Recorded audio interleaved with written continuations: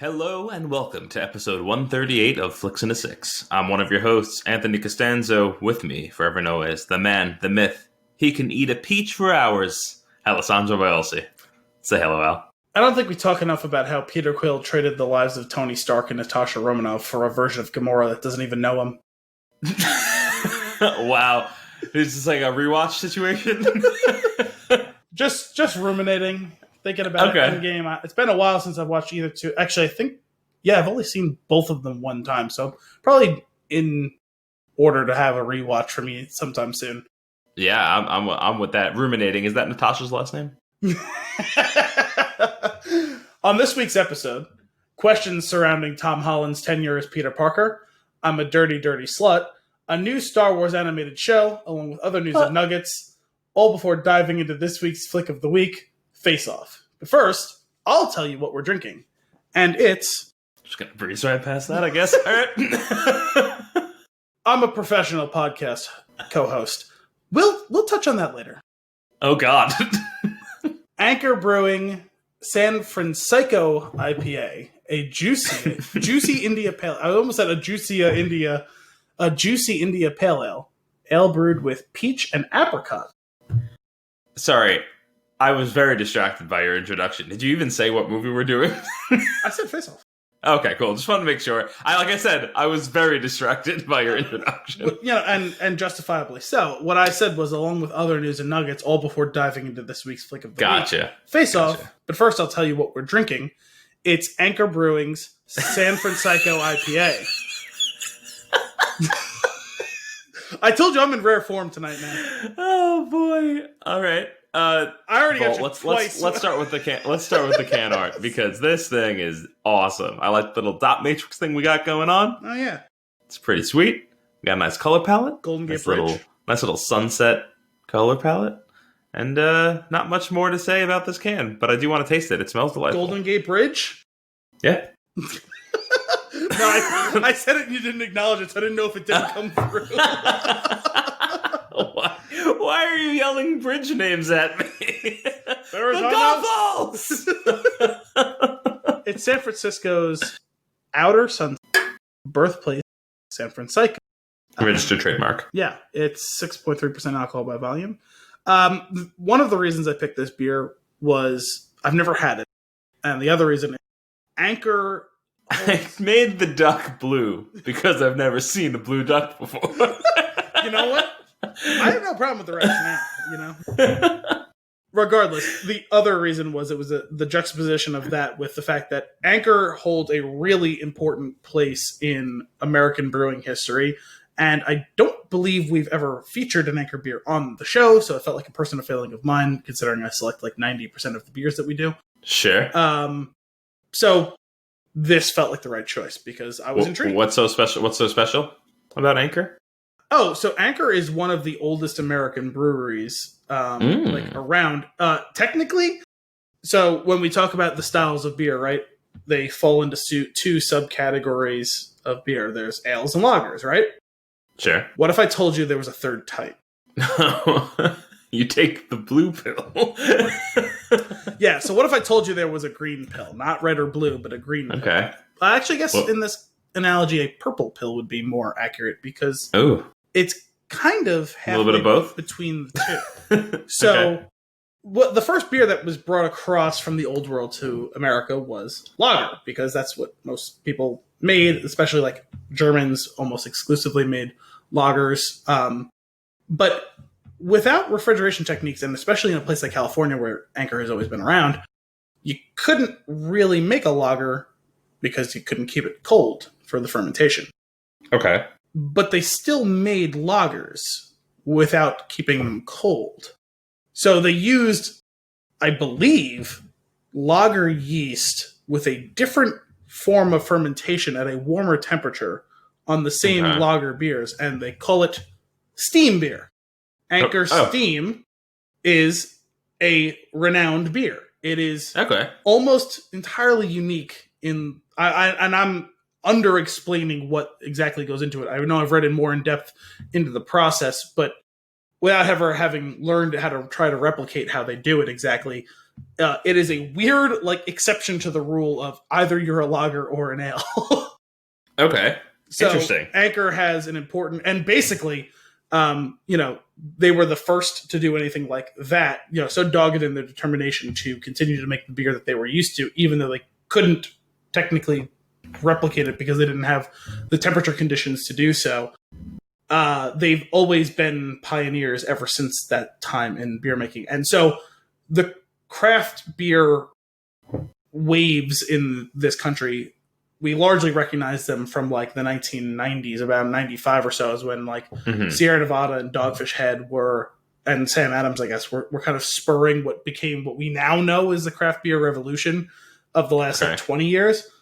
But back to like the 70s, Anchor was really starting all of that. It's just that pre-internet and, before even international and cross-country travel was like super. I mean, like you could hop on a plane in the 70s, obviously, but sure, it wasn't but also as like common. means of distribution, whether legal or not, like they were getting that exactly. In New York, you probably never even heard of Anchor back then. Oh, interesting. So they were on the cutting edge of all of that way back then. So you go on a trip to California and you have this beer and you go, "What is this?" Right? And then you can never have it again.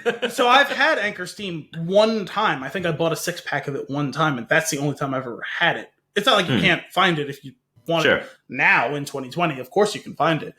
Sure. But I just wanted to give a little tribute to Anchor because of their importance. Considering how important beer is, it's half of the name and roughly 8% of the time we spend talking about on the podcast.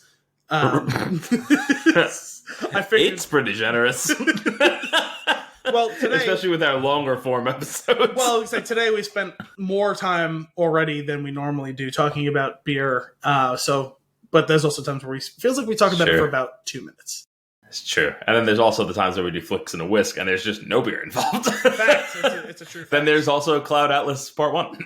You know what? We spent probably 20% of that episode talking about beer. That's, 80% nonsense, 20% beer. 0% Cloud Atlas. Is that a chemical makeup of your body? No comment. Cheers. Oh, all right. Yeah, I have to say, for an IPA, it's not really particularly hoppy. That's tasty. And that's got like a... You know what? It's funny because it tastes like... I'm not particularly a fan of like the dried fruits. Yeah, but I know last time before. But this tastes more like a dried fruit than I remember dried fruit tasting like. It's got like the bitterness of it, like, less of the sweetness. Yes. I like it. It does. I like this a lot. It tastes like the fruit minus the sugariness that often is associated with that in a beer. What I find funny about this selection, which was almost totally accidental for this episode, right? Sure. You asked for something that's extra. Right. I selected the most extra of beers. We had a technical difficulty and couldn't do the most extra of beers for this. Fair. You picked something with an incredibly extra name, so good on you. When I selected this beer, I was like, oh, an Anchor beer I've never had before, perfect for the show. Did not even cross my mind that it had apricot in it, which we've talked about at least twice on the show before now. Including one. You just changed the name of the show at this point. But two, considering this movie... Apricots and a Flix. Considering this movie... Flix in a pit. I don't know. They both have pits, right? Your intro for me of the peach, which more on that later. Yeah, boy, so much more on that later. Too much more. It was already too much, but too much more on peaches later. This is actually a better selection than the beer I had. So this is delicious. It's layered, so this ended up being the better selection. So you know what? Sometimes things happen for a reason. I'm gonna go a full thumb, thumb on this guy. Not a single thuckle, just thumbs. Full thumb. 2 thuckles. The implication there is that a thuckle is half of a thumb, but what if the top part of your thumb is longer than the bottom part? This is like a whole cubit situation. No, is this not? No, I'm thinking more like this is a hand situation, like that horse measured 40 hands. Yes! Yes! He didn't actually spit any of the beer, but he is checking. Oh, man. Who thought that was a good idea? I guess in a situation where it largely doesn't matter how large the thing is, you can see it. Like, we're not worried so much about it. It's a big horse. You know how we're going to measure this horse? It's about a bunch of these. Yeah, this is a good beer. I like it. Yeah. It's more fruity than it is IPA, which I guess technically a lot of their IPA work would have been before that runaway revolution. We're just going to jam all of the hops in this beer. Uh-huh. And I have no idea. This might have been a beer that they first did this year. I have no idea. I don't know the history of this particular one. It's got like a lingering bitter finish that I like. It does, but it's very subtle at first. But I like bitter. Yeah. So, which is funny because I feel like when we started this all, or maybe like a year before we started this all, you were still on the fence on IPAs. Oh, I was for sure. They grew on me just from excessive drinking of them and trying all these different ones, but also over can we the clip years. That sentence and use it as like, yeah, they grew on me because of excessive drinking. But over the years, though, like just bitter has been something that has just been growing on me as a whole. Like, I like my coffee black. I like aperitifs and digestives and stuff like that. One of them's sweet, one of them's bitter. Which one's the bitter one? Digestive? Oh, I have no idea. Well, anyway, the one that I drink is very bitter, and I like it. And I like when I make an old fashioned, I do extra. Yeah, when I do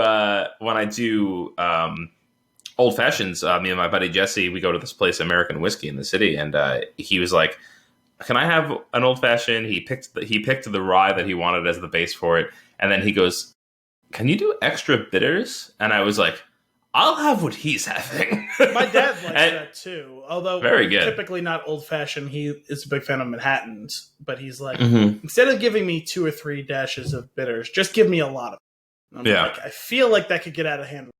Yeah, it could. I mean, a lot. I mean, when I say a lot, I mean, like, I don't know, 2 to 3 times more drops. Yeah. not like a swig. Dashes, like 6 to 10 dashes. Right. I've made my own bitters. Why don't you just pop off that little dispenser thing on the top and just start pouring it in there? Yeah. Yeah. God, what would happen to your mouth? Wow. If we're done discussing Anchor, I have a beer to read and show to you. Is what I was drinking while I was waiting on you. And I know you love can art, and this one has majestic can art. So I'm going to put it up to the camera. Majestic. And I'm going to rotate it slowly so that you can see the whole display. Okay. But before you do that, you might want to turn your blur-o-vision that you have on. Why does this keep happening? Why is this the default setting? I never saw Because you did it and I saw nothing. Are we good now? Yeah, we're good. Well, the problem is when I look at the little box that has me in it, there's no blur. Mm-hmm. So I don't realize that it's on. And I never turned it on, so I don't know why it's automatically on all of a sudden. And it's every week, and I always forget. Sure. Okay, so I'm going to start here. Oh my god, okay. I'm going to rotate. Wait, hang on. This is what's happening here? Format. You 100% froze. A bunch of hops while turning the beer. So it's going to be difficult for me are you still to see the rest of it. Frozen? Oh, okay. I said you 100% froze while turning the beer. So can we try that one more time? Yes. For the third time, okay. Let's spin the beer. Okay. Got it? Okay. Yep. I'm going to talk through it because this was terrible as an audio. So that's a bunch of hops. This is awesome. Are they rocking out? Oh, they are absolutely in the middle of a concert. Oh, it's man. It's like a club that's show. That's so good. It's like a club show where who's the guy on the left? On the left? Is there a guy standing there? I mean, there was. There's a bunch of hops. Is it Tony Stark? No, actually, you know what? And you're barely going to get the reference, but he actually looks like Inferno from the Coed and Cambria, Amory Wars comics. He looks exactly like one of the characters, like the characters from that. I know you read the first one, or at least most of it. He was one of the main characters in that. But I have to read. So this is, and I don't. That's pretty cool. It was a badass. I'm going to take a picture of it and I'll send it to you because I know you'll love it. Or I guess maybe a video because I'm going to have to rotate that can again. Sure. But yeah, it's a whole band. It's a 5-piece, sorry. They're all hops. They look like artichokes, which is also great. Yes. Technically a hop cone does look like an artichoke. Yeah. Artichokes are obviously bigger and crunchier, but they're essentially the same. Interesting adjective. Well, I believe a hop is meant to be like soft and leafy, and a artichoke has like a firm shell. Sure does. So I don't know how to pronounce the name of this brewery. I'm going to do my best. It's Neshiminy Creek Brewing Company. And I'm not 100% sure what this beer is called, so I'm assuming it's what I'm about to read right now. The shape of hops to come. Okay. And then we have a little thing here. That's less of a stretch than Fear Movie Lions, or whatever the hell that was. Sure, it's just, it only exists one place on the can. Usually the name of a beer can sometimes pop up like multiple places. Sure. Hey baby, you never felt this good. Freedom through the liquid, and you wish you could take a sip. Do a dance and get lost on a crusade. Jump on this hop train with destination unknown. We're all dressed up. We got nowhere to go. 5 kettle hops and a 2-week dry hopping give this West Coast-styled Imperial India Pale Ale notes of resinous pine, tangerine, grapefruit, and all the dang. Can I scream? What in the world? Where did you get this? This was given to me by my brother Dominic, who you know is a guest host and occasional Peanut Gallery member. The only member of the Peanut Gallery, for that matter. It's from... He's both the old guys from the Muppets. He's Statler and Waldorf. Wait, no, I feel like him and Dexter are Statler and Waldorf, but one of them is mute. This is from somewhere in Pennsylvania, Croydon, Pennsylvania. I've never heard of this brewery. I've never heard of this beer. He just handed me this can and said, "Here, do you want a beer?" I said, "Well, yeah, sure." Can is awesome. Shit in the woods. Yeah, right. But I was drinking this while I was waiting for you. Actually, there's still a little bit left, so I'm going to finish that when I'm done with this nice Anchor beer. But I just felt like I needed to show and read that to you, considering your appreciation of can art and my appreciation of ridiculous descriptions of beers. Well, it raises some questions that I've been meaning to ask you over the years and never remember because they never come up. But what is a West Coast style IPA? Well, technically, this Anchor beer that we're drinking would be considered one, though the fruit is drowning out a lot of the IPA notes. So, the way that we know IPAs, you can there's old world, new world, because like a lot of people will kind of know of like a British IPA because they're really technically the ones who invented it, right? But like Belgium and like the Netherlands and Germany, they technically make IPAs as well. I guess Belgium, the most of those 3 countries. And they're close enough. I mean, they kind of take on some of the characteristics you expect to find in other beers from that catalog. But they're similar enough to a British IPA. And so a British IPA is more closely related to like an American pale ale that isn't overly hopped. And the West Coast IPA, to some extent, is similar to that as well. They really take the same base, but apply like the New World hops to it as opposed to Old World noble hops, which is different. The bitterness is different. The flavor is, and aroma is a little different too. It's just the soil is different, you know what I mean? But like most of the New World hops were grown off of those hops anyway, like they're offspring of those ones. But you know, you hear the 4 C's, or actually I think they call them the 5 C's now, like but Centennial, Continental, Cascade, Chinook, and I believe I'm missing one more of the C's that they use for the 4 C's. Those what you'll find in West Coast IPAs. It tastes like an IPA. It's up until 5 years ago, if you drank an IPA, it almost always was a West Coast IPA or some variation of that. What's come to rise in now is 2 things. One, technically it's not a separate version of IPA. It's just more almost obnoxiously hoppy in some cases. And I like it. It's fine. Like something like Alchemist. They're not really West Coast. They kind of exist in their own thing because they're definitely not New England IPA. But they're super, super hoppy, but in such a way that they seem to blur the styles of both. They do. They're almost their own entirely separate category. But I'm just trying to like They're alchemists. Yeah, well, so I'm trying to give you different like reference points to kind of create your map. So the New England style is the style that you really love. It's the style my dad's even like gravitated towards, where it can be super hoppy, doesn't have to be juicy. That's the word. Yeah. And juice is used a lot. Something like Sloop Juice Bomb, like all that sort of stuff, right? Tends to be fruity despite not having any fruit content in it. That's a characteristic of both hop, but even more so the yeast strain they use and the temperature they choose to ferment it at. Because a lot of times if you have a yeast with that sort of ester characteristic that's going to come to the forefront, it has to be fermented at a little bit warmer temperature. It gets a little funky when it's going on.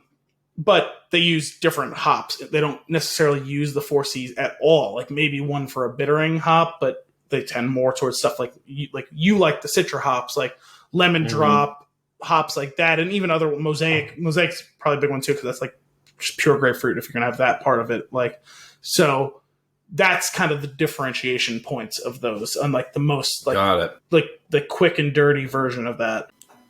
Okay, and dank is a word that I find on a lot of beers lately. Yeah, it's one that I use in describing the Nishimini. And the shimmy crickets over there. Yeah, I know. I was just thinking the same thing, right? All the dank was the final one before Can I Scream? Yeah. Well, because remember, hops are fairly closely related to weed. Right. They're essentially cousins, like within the same genus, I want to say. As far as like their how many people just had like, I don't know, grade school science flashbacks? Yeah, I believe they're the same. I definitely got taken back. I saw my teacher and I went, ah! They're not the same species, obviously. I believe it's the same genus, but maybe it's the same family. I don't 100% remember. You don't remember your whole... All right, show off. Yeah, so, dank is typically a word describing basements or weed, but it can describe hops as well because they're pretty close cousins to. Yeah, but I don't know how it translates. So it's that resinous quality where it's like, this shouldn't be so effervescent, but it is. Okay. Like, this smell is punching me in the face from across the room. Got it. Stings the nostrils. Yeah, it's quite pungent. It stings the nostrils. Okay. Yeah, okay. So that I got you. kind of that I can see that quality is what they're talking.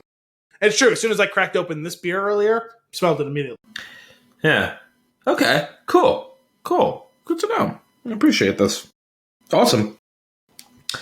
Man, we had a nice beer session. I think today. we bumped it up to 9% total. Ho ho ho! Look out. What do you say we got some news and nuggets? Okay. What do you got for me? Well, there's one thing that seems to be on your mind, and it's come up a couple of times already, pre-recording and post-start of the recording. So you want to tackle that one first? Are we talking about Spider-Man? No, I was talking about the fact that I'm a dirty, dirty slut. Oh, I didn't want to step on your toes. I thought maybe it would come up when it came up. No. But yes, can we? Yeah, let's do it. So that's Al's name currently in Zencastr, which is the tool we use for recording, which I only noticed moments before we started recording. Well, I only keyed that name in like probably 2 minutes before you noticed it, so... It was that pause I made right before, like when we were in the middle of the conversation, right before I was like, okay, let's make sure we're good. I'm going to run to the bathroom, then we'll get started. Yeah. So that's in reference to, I didn't bother telling you just because I figured we'd do it when we got here because it would be do it live. Sure. What's that?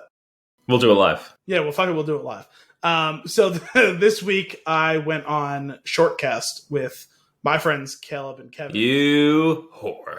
I am a dirty, dirty podcast slut this week. And so Caleb's been on a couple of times. Those of you who have listened to us on a recurring basis, Caleb's one of my best friends. Me and him share the exact same birthday, like day, date, year, all that jazz. And you can find Caleb on Shortcast, on our Ex Machina episode, on our Ocarina of Time Game Bites episode. That's right. He's been on Game Bites. He was on Interstellar with us the first time. That's right. And he designed all of the artwork, at least all the relevant artwork for, well, at least Flix 06 and Game Bites. I guess technically you did the Spin Tune websites artwork. But that's anyway, right. Caleb, Kevin, two of my good friends from school, They have a podcast called Shortcast. We've mentioned it a couple of times on the show. So I went on with them this week to record. It was the first time they had a full-fledged guest host on with them for a whole episode. It was a great time. We had a good time. Nice. If you've not got a chance to listen to their show yet, go check it out. If you enjoy me at all. I can't imagine you enjoy my voice. I hate my voice, which I bring up only because today... Such a funny thing. It is. It's funny. Oh, well, the reason I bring it up is because today, so I was at work. I was out on the road. I ran into one of the guys that I work with. He was on the phone with... So some of the guys that I work with, they keep kind of like constant like calls going with one or two of the other guys at the company. And they just keep the conversation going for like hours at a time. And, you know, like when they're busy with a customer or whatever, they just don't like talk in the conversation, but the other conversation either goes silent or the two of them talk amongst themselves or whatever. So one of the other guys was on the phone with the guy I was talking to, but I didn't realize it. And so I get a text while I'm talking to him and he goes, "Hey, quit talking to Stevie Boy." And I was like, all right. I texted him back. I was like, "Could you stop creeping on us?" Because like this has happened in the past where like he's driven past me, recognized my truck. My truck has become a fascination among the guys at the company. Like all of them love it for whatever reason. And I was like, I did not expect this level of attention for just my pickup truck. Cause like I'll be outside of a store, like stealing a lunch break because technically I get an hour lunch break. I never get to take it. I don't have the fucking time. And like I got a text from him and he's like, "Hey, get out of your truck." And I was like, "Fuck off." And like another time, apparently I was working right near where he lives. He was done going home and he's like, he like cracked something about like, "Man, you're still working?" I was like, instead of creeping, you could just come and help me and then I wouldn't be working anymore. It's my last stop. He actually did take me up on that. He helped me out the other day, which was nice. Cool. He didn't have to do that. But so anyway, I didn't realize he was on the phone when he texted me. So then the guy I was talking to, Steve, goes, "Oh, like 2 minutes later, we're talking about something. Oh, by the way, like Lee is on like the phone with me talking." And then I get a text like 12 seconds later saying, "I can hear your beautiful voice right now, sexy, like big sexy," or something like that. And I was like, that is the first person I've ever heard describe my voice as beautiful because I have always hated my voice for the longest time. There's even been times where I've heard it in recordings that I didn't even recognize myself in it because I don't like my voice that much. I'm like Steve Perry, Joe Perry, which is the guitarist from Aerosmith. I was confused. One of them is the singer from the Eagles, not the Eagles. Journey. One of them is the singer from Journey, and one of them is the guitarist from Aerosmith, Steve. And I always forget which one's which. I believe that's Joe. The guitarist, Joe Perry, he hates the sound of his own guitar. I don't know if you know that. I didn't know that. Yeah, like he hates it so much that like I don't even think he technically records or has for a while recorded any of their studio albums because he can't stand the sound of his own guitar. He only plays during the live show or whatever. That's kind of funny. Like I think he like writes it and like or like as part of the writing process and like plays it, but then he won't like he can't stand listening to the sound of his own guitar, which is insane to me. And that's how I feel about my voice. Yeah, Chris told me a similar thing. He hates his voice when he hears it. And I'm on the other side of it, where it's like I hate the voice that I hear regularly, but don't mind the voice that I hear on a recording. Yeah, see, the thing that confuses me is when I hear my own voice when I'm speaking it, it sounds dramatically different than when I hear it in recording. Yeah, for sure. And I hate the recording sound of my voice, so I just assume everyone else hates it too. Got it. My voice sounds way higher to me in my head. And then when I hear myself on something else, I'm like, who is that? Yeah. See, the thing is, when I'm talking, it sounds deeper to me than what I hear in recording at times. Although I know that I guess technically I probably have a wide vocal range. Sure. Because like when I get animated, it gets very high. Which like coids with my sometimes your laugh with my laugh is what I was going to say. Yeah, for sure. That I just have gets pitchy is what. Yeah, but there is a raspiness element to both that sound wildly different in my head versus when I hear it in recording. And I don't mind the sound of it when I'm speaking, and I hate the sound of it in recording. That's funny. Humans are weird, huh? Yeah, right? We do weird things to ourselves. Like, I don't have body dysmorphia. I have voice dysmorphia. Right. All right. Well, that's cool, though. I'll have to listen to that. Yeah, I mean, I will say the kind of the crux of it, like the main bit of why I went on the show was UFC, which I'm assuming you're not super interested in. But we talked about plenty of other things. I recounted an excellent story that I believe you have heard in the past, but still, it was entertaining with the three of us. We did a tremendous... I believe Caleb was inspired by our fun and game segment. So there is a trivia aspect to our shows, or my appearance on their show, rather. So nice. It was a good time. It's funny. I don't. There's 3 shows that I've done altogether. There's 2 that I'm doing ongoing, and 1 that I did previously that's over. And I've maybe listened to like one or 2 full episodes at most. Okay. Of the stuff that I've created. It's just I don't know. Like I'm enjoying the whole point of doing it is like I feel like we have fun just catching up and talking about movies. That's why we do this one. When I did, I feel like when we did the shit show, it was more just again, it was hanging out and having fun with guys that I don't get to see regularly. So we were just having a good time weekly. Yeah. And the other day, Brian has been. I feel like he's been listening to the Game Bites episode to see how it is. Like actually critique it on like himself.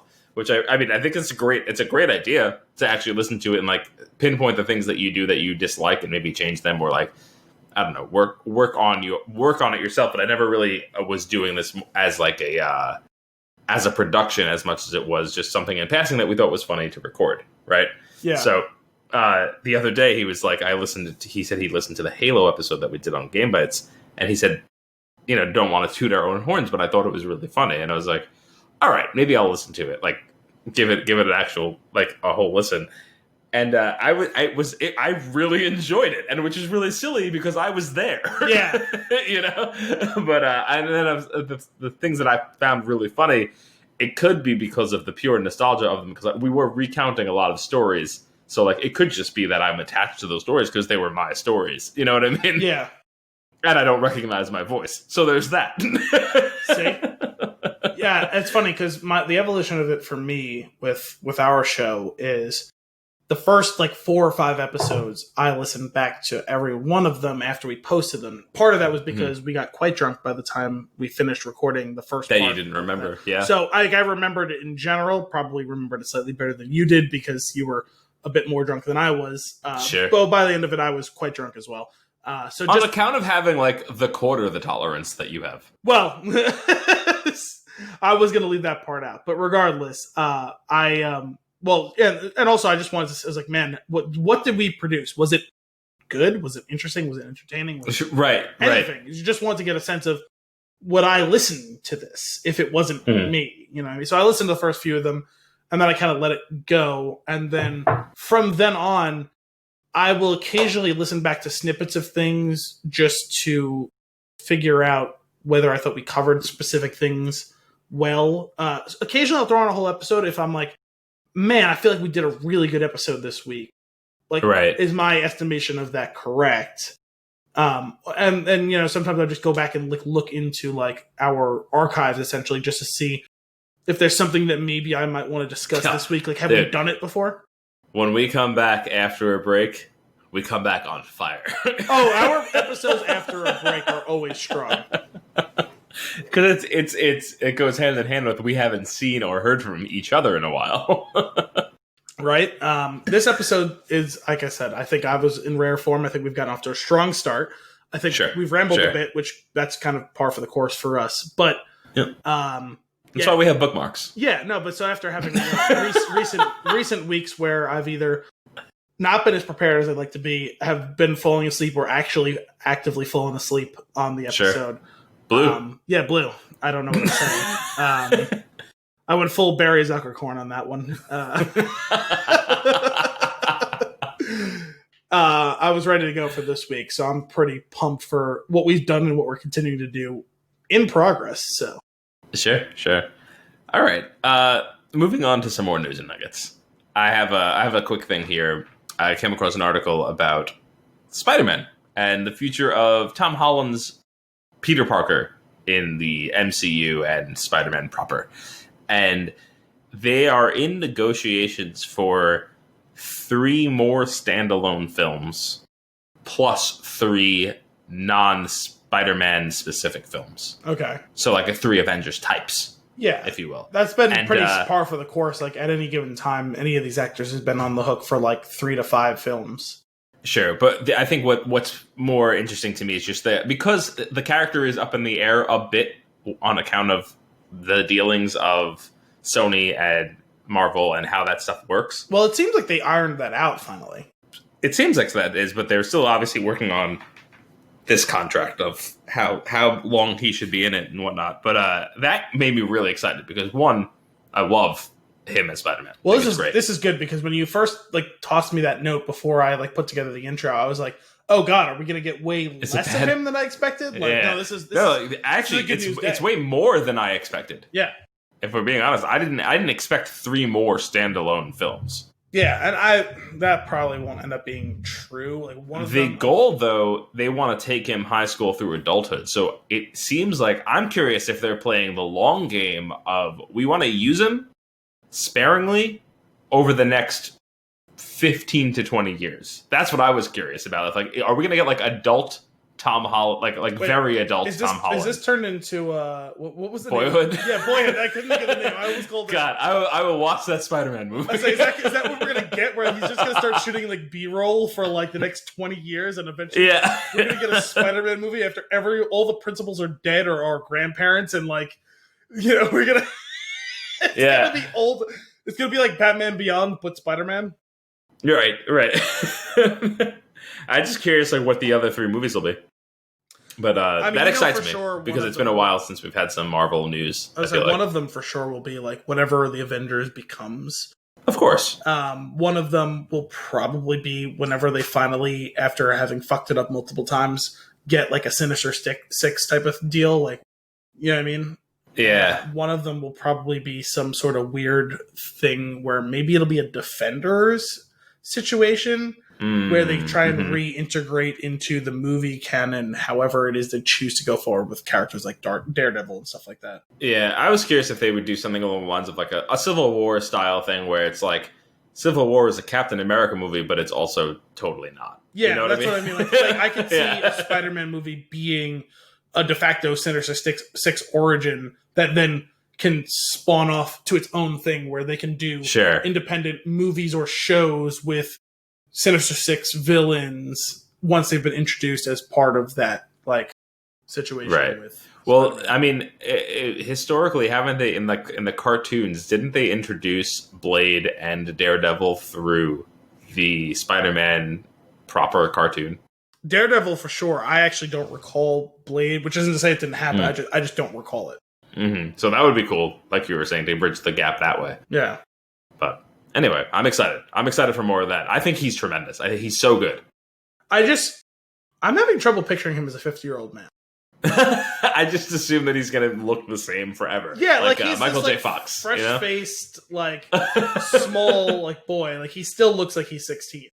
I still see Michael J. Fox as he does in Back to the Future. I'm serious, like, yeah, because like he's definitely younger than me. He's like, what, 24, 25, something like that. But he still I'm not sure. like he could easily be an underclass. For sure. What else you got? I have a new as well, so let's go with that. Now, I know you're kind of out of touch with some of this stuff a little bit. I don't even know what you're talking about. I'm not... Let me read the headline before I jump on my foot, okay? You're out of touch. Star Wars The Bad Batch animated series coming to Disney+. Yeah, you're right. I saw that, and that's about it. I didn't look into it at all. You are right. I am out of touch. Well, I know you are, because you haven't fucking watched all of the Clone Wars, asshole. So, I mentioned several weeks ago, while we were doing the show, that, we had the final season of Star Wars The Clone Wars, and that the first arc they did across 12 episodes, 3 arcs, 4 episodes each of different storylines, and the first one was The Bad Batch. It kind of helped wrap up a lot of what was going on with the actual clones storylines. So The Bad Batch was late in the war. There was some let's call them mutated clones that came out that, while they were clones and went through the clone training and all, their genetics were a little different. Actually, I'm struggling to recall now whether or not it was intentional that they be differentiated, because originally the point was for them all to be exactly the same, but both in Legends and in canon, they did plenty of storylines that showed that over time, even the ones that were planned to be correct evolved some, and that's why you started to see some differentiation in the armor they wore and the weapons they chose to use, and even how they presented and acted. And on the show, they fleshed that out much more fully. But within it all, they were all still clones, ultimately subservient, largely incapable of, breaking any sort of order, and certainly nearly impossible for any of them to reject Order 66. Right. The Bad Batch is different. So I will read from this press release. Today, Disney Plus announced... Sorry, actually, this isn't a press release. This was on Collider. Today, Disney Plus announced that the streaming service has ordered its next animated series from Lucasfilm, Star Wars: The Bad Batch.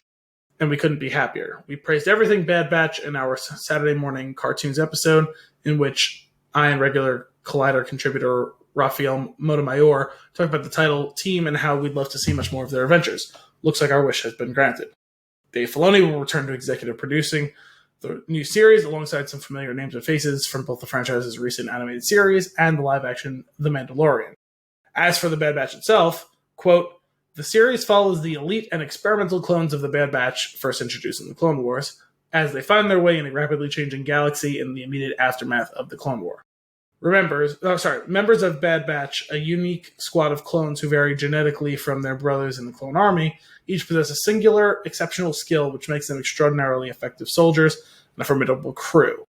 In the post-Clone War era, they will take on daring mercenary missions as they struggle to stay afloat and find new purpose. The Bad Batch, which now arrives after the series finale of Star Wars: The Clone Wars, is set to arrive on Disney Plus in 2021. Here's what Agnes Chu, Senior Vice President of Content Disney Plus, had to say about it. Quote, giving new and existing fans the final chapter of the Star Wars: The Clone Wars has been our honor at Disney Plus, and we are overjoyed by the global response to this landmark series. While The Clone Wars may have come to its conclusion, our partnership with the groundbreaking storytellers and artists at Lucasfilm Animation is only beginning. We're thrilled to bring Dave Filoni's vision to life through the next adventures of The Bad Batch.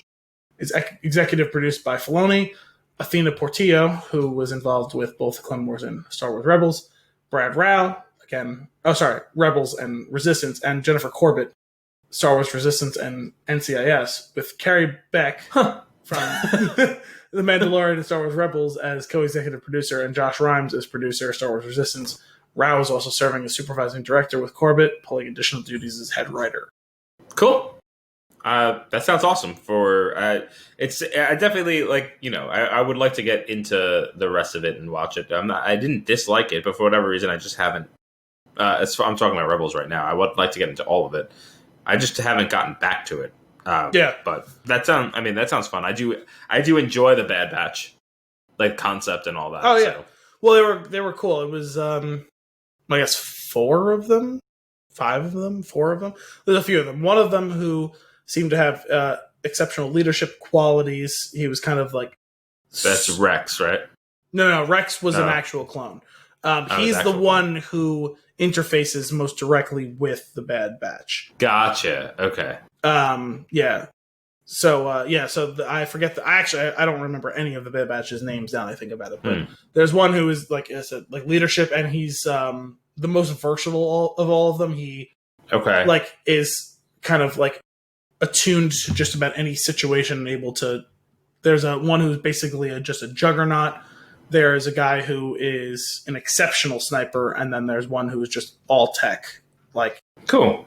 Almost like basically kind of a stand-in for someone who's like the kind of trope of the autistic guy who can see the numbers beyond what mere mortals can. Right. That's cool. Yeah, I'd be down to check that out. Though I feel like I have a lot of homework prior, is unfortunately how I feel about new things coming out. Yeah. At least as far as this goes, really, I think you could just skip Resistance entirely. It just wasn't very good. And it didn't ultimately have very many important aspects to it. Gotcha. The only way that it would possibly, in any way, shape, or form, be relevant is if any of those characters popped up somewhere else. Mm-hmm. You should finish Rebels. You should watch the Clone Wars, or at least look online for one of those abridged. These are the ones you should actually watch, because a lot of it will feel like a chore. Not all of it. Sure. Certainly, there's been some tremendous storylines. Enough of it, though. Yeah. Huh. It's a silly thing. I could watch one episode at night and it would eventually be gone. Yeah. Well, certainly Rebels, it seemed like you were enjoying, and you're... Oh, yeah. I really like Rebels. I just haven't gotten back to it. You were at least halfway through it. I've been in like a bit of a TV funk where like I'd much rather watch a movie. Yeah, for me, it's been that I don't have enough time, so the only time I've had is to watch a movie, or on rare occasions, the only bit of consistent, like, social bit of, like, life that I have outside of this show has been, I'll watch an episode or two of Scrubs with my sister. Right. So... I watched a few more episodes of that. So good. always the right choice. Hey, I'm actually going to piggyback off of that for what we're watching, because I know that wasn't necessarily on the run of show, but I just finished the second season of The Politician, and it was a treat. Better than the first season? Better than hands down better than the first season. Wow. I keep forgetting that it's out. I keep occasionally, when I open Netflix to look for something, see it staring me in the face. I was like, oh, I should watch that really soon. It's one of those rare sequels that that understands what to do, right? Like, where the first season or first movie, in a lot of cases, if you know upfront that you're doing more than one, there's a lot of getting familiar with the characters and how they work together. But at this point, you know who they are and how they operate, so you can dive right in. And I feel like the story is a lot more streamlined and I don't know, not straightforward, because it is funny. It goes in some wacky directions, but you're comfortable with the characters already. It seemed like they were primed to hit the ground running for a second season, considering the first season ends with a time jump, and they very clearly lay out where the second season is going to go. So It's one of those things where, like, they must have gotten well before the first season even aired the note that you're getting a second season. Yeah. So like, otherwise you don't end a first season the way they did. For sure. And that seemed to be the plan. From what I understand, the plan was 3 seasons. So we'll see. Oh, cool. Theoretically, they could be done, but it is open enough that they could do that 3rd season to wrap up the show. I mean, I think in general that's the way to do it, right? Because if anything changes, you don't end on a total cliffhanger. Oh yeah, completely agree. Completely agree. A fuck you to the audience. But I will say, I mean, I know you're going to watch it. I'm telling the audience they should watch it too, and just keep an eye out for the Geronimo conversation. It is, it's Ben Platt at his finest. He is so fun. So there's a very rare thing that happens where I find something so funny that I need to rewind it and watch it again. This was one of those scenes, and I have to stop myself from doing it a 3rd time.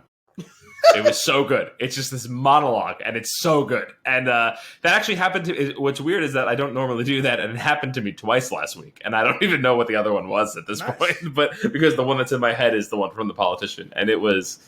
Oh, man. It was a delight. No, I definitely want to watch it. I haven't had the opportunity to watch any TV. It probably would have been the type of thing that I would... Actually, yeah, since the finale of the most recent season of What We Do in the Shadows, I have not watched any TV on my own. It's just been movies or, hey, I got half an hour, let me just throw on the TV.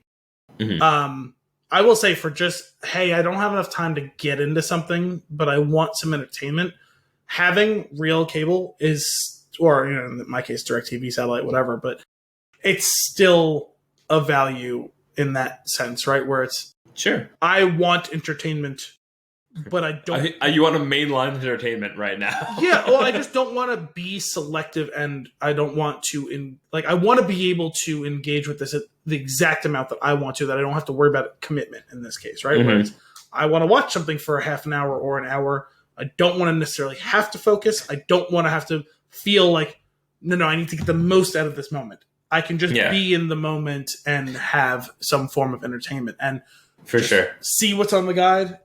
And that's what it is. You don't fall into the Netflix show hole of I'm going to look for 20 minutes and not choose. I definitely get that. I will say that what I do now, which is, I mean, I've had to. This is the only option because I don't have a standard version of television to just put on. Is what I'll do is like I have a list on Netflix of like there's the shows that I really enjoy, like usually sitcom type shows, like New Girl, for example, because this is how it came up the other day. And if I want to put something on so that it's on, I will arbitrarily pick from that list and then arbitrarily select from a season and then arbitrarily select an episode and just start it. And like, sometimes I might watch 2 or 3. They might just be on in the background. And this week that happened with New Girl, and my God, does that show have its gems? Oh, yeah. Because it was just like it was like 3 episodes in a row of just pure nonsense that I was like not even paying attention, and I was hysterically laughing. Specifically, Nick saying they're going to come out of the woodworm really got me this time around. Are you saying woodworm? Yeah. I always love when you run into someone who is using some like phrase or expression that's generally well accepted and they're using it the wrong way or like saying it wrong like that, and it's like, oh you poor child. That's not the phrase. Do you not realize how that doesn't make any sense? And to be fair, sometimes with those, even when you do get them right, you don't actually know what you're saying. Sure. You don't know what the reference is to. You just say it because everyone has always said it in your whole life. Yep. And we all have to make our decision of how harsh we're going to judge that person, because eventually the bell will toll for thee, right? Exactly. Eventually you'll be the one who says the thing wrong, and 100%. Someone's going to do it to you, and it's like, oh no. Oh man, but that shit cracks me up. Anyway, Politician, get on it. 7 episodes. I think it's 7 episodes. It's either 7 or 8 episodes. The second to last episode is titled "What's in the Box?" And the still frame they chose is Gwyneth Paltrow's face, which is just someone inside knows what's up. I've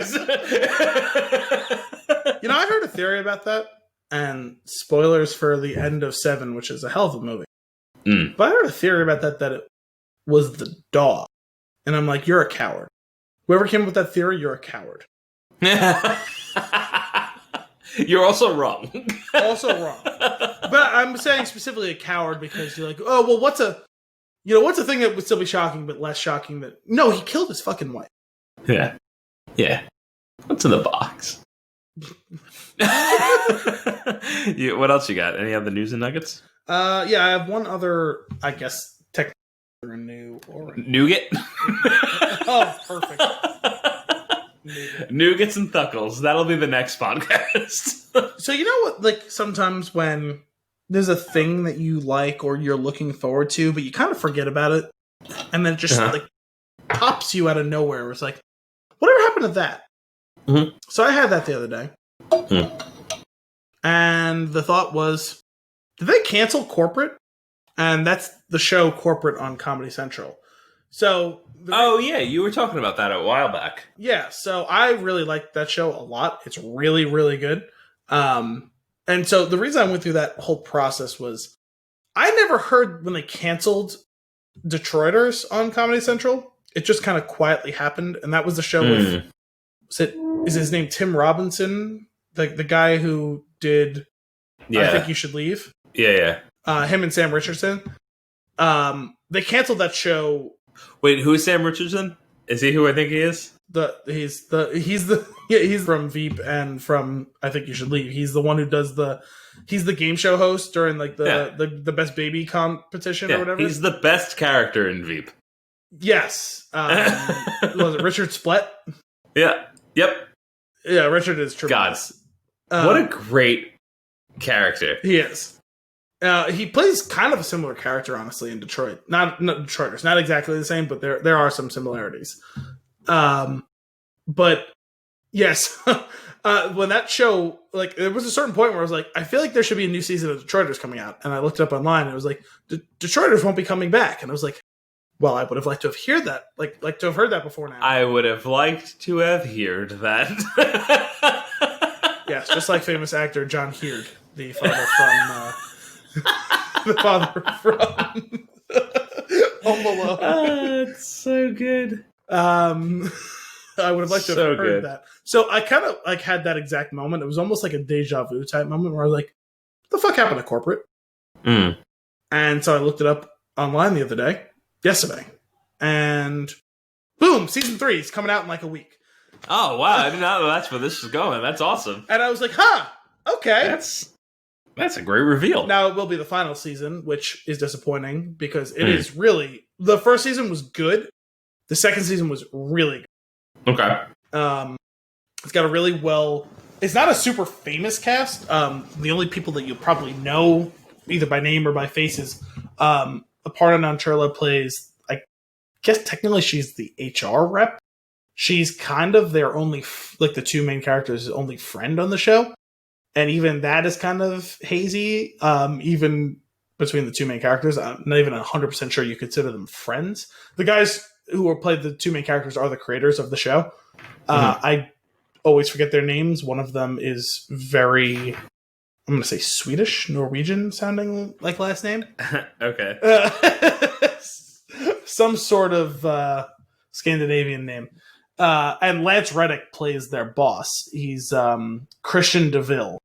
And the DeVille is absolutely a stand-in for Devil. He is a terrible, terrible human being. He's incredible in the role. He's incredibly evil on the show for the most part. And he plays the most cynical, stereotypical version of a CEO of a mega conglomerate. They are so sarcastic. There's a lot of just flat out comedy. It's a very clever, sometimes a little on the nose, but still incredibly sarcastic, incredibly funny show. It can be very, very dark. But it's a funny ass show. And the standout in all of it is Lance Reddick as Christian DeVille. He was great on The Wire. He's great as, I forget the character's name in the John Wick movies. He's the concierge at the hotel. So yeah, great character. He is tremendous as Christian DeVille. I love that scene in, I think it's the third, in the third one, where he goes back to the safe room and he's just annoyed. Well, he's like part shook, part annoyed. Yeah. So good. Awesome. You want to get into some fun and games? Yeah, I guess so. Shall we do that? All right. I've got a good one for you today. I only say a good one based on the title of it. I didn't take it myself. This one's coming from BuzzFeed. Everyone has a Nicolas Cage character that matches their personality. Here's yours. That's incredible. I was listening to Cinephobe right before we got on, and it was part 2 of a 2-part episode on Ghost Rider. Yesterday, no, 2 days ago. 2 days ago, I listened to their episode on The Wicker Man. Okay. The remake with Nicolas Cage. Yeah. Weren't there 2 Ghost Riders? There was, and the funny thing was, I was quite certain that Nicolas Cage wasn't in the sequel, and I was wrong. That's amazing. I believe Spirit of Vengeance, I believe, was the subtitle. That's right. Oh, so bad. Love it. All right. The Wicker Man was great. It's great because they pipe in the audio of certain like scenes from movies when they do it, and they basically played the whole ending of the unedited version of the movie, like the uncut version or unrated version, whatever it was, because they clipped it for like audiences to make it wider, like release for like PG-13 release, because otherwise rated R. So that whole thing with the bees didn't even make the final cut, or at least like some of it's done in voiceover, but they don't show it all. But it's a much more extended scene, and I didn't see it, but I heard the whole thing. It's as ridiculous, or maybe even 50 times more ridiculous than anything that we saw in this movie, Face Off. Like, whoa, as far as bold statement. Okay. It's something else. That episode was tremendous. The Ghost Rider, both parts of them were great, and I'm psyched to do Face Off. And this is... All right, well, kicking the quiz off. First question: which kind of pants do you wear? Leather, corduroy, cargo. I usually don't wear pants. Well, as we all know, I am shirtless currently. I was shirtless for Shortcast. I am shirtless every week when we record. Right. But I do wear pants. You do wear pants. So I'm going to go with cargo. I thought you were a corduroy guy. I have not worn corduroy since I was, 5 years old? Would you have one of those hats from the Newsies, too? I don't believe so, but I feel like I have a... Suspenders? Long lost... Oh, I definitely wore suspenders as a young child, but I feel like I for sure have a memory of a long lost childhood in which I was probably 4, 5, 6 years old, and I definitely had at least one pair of corduroy pants, yes. To be honest with you, I could get on board with suspenders. I wore suspenders for Alex's wedding. Because I just kind of, for regular situations, I've got this pair of shorts that's very comfortable, but they're just way too big. And the belt doesn't quite cut it. Yeah, the suspenders for Alex's wedding is the only time I've worn them in the past, let's call it 25 years. Sure. I wore them because they saw me as they were getting ready to do the measurements for the tuxedo, and they're like, oh. It's like, yep, I kind of expected that response because that's generally the response I get when I'm doing suit and or tuxedo measurings. I am not conventionally sized. I am entirely too large. They were like, I think the pants I was wearing, I couldn't really wear a belt with. And they're like, we can't really find you pants that fit you. So we'll get something that's kind of close and then suspenders, I guess. And I was like, okay. As long as it means the pants stay on me all night, then sure, why not? I don't give a shit. Yeah, why not? Which of the following is most likely to send you into debt? Dinosaur skulls, cobras for snake breeding, shrunken pygmy heads, my favorite option, 2 islands. Those are all things we've discussed on this show.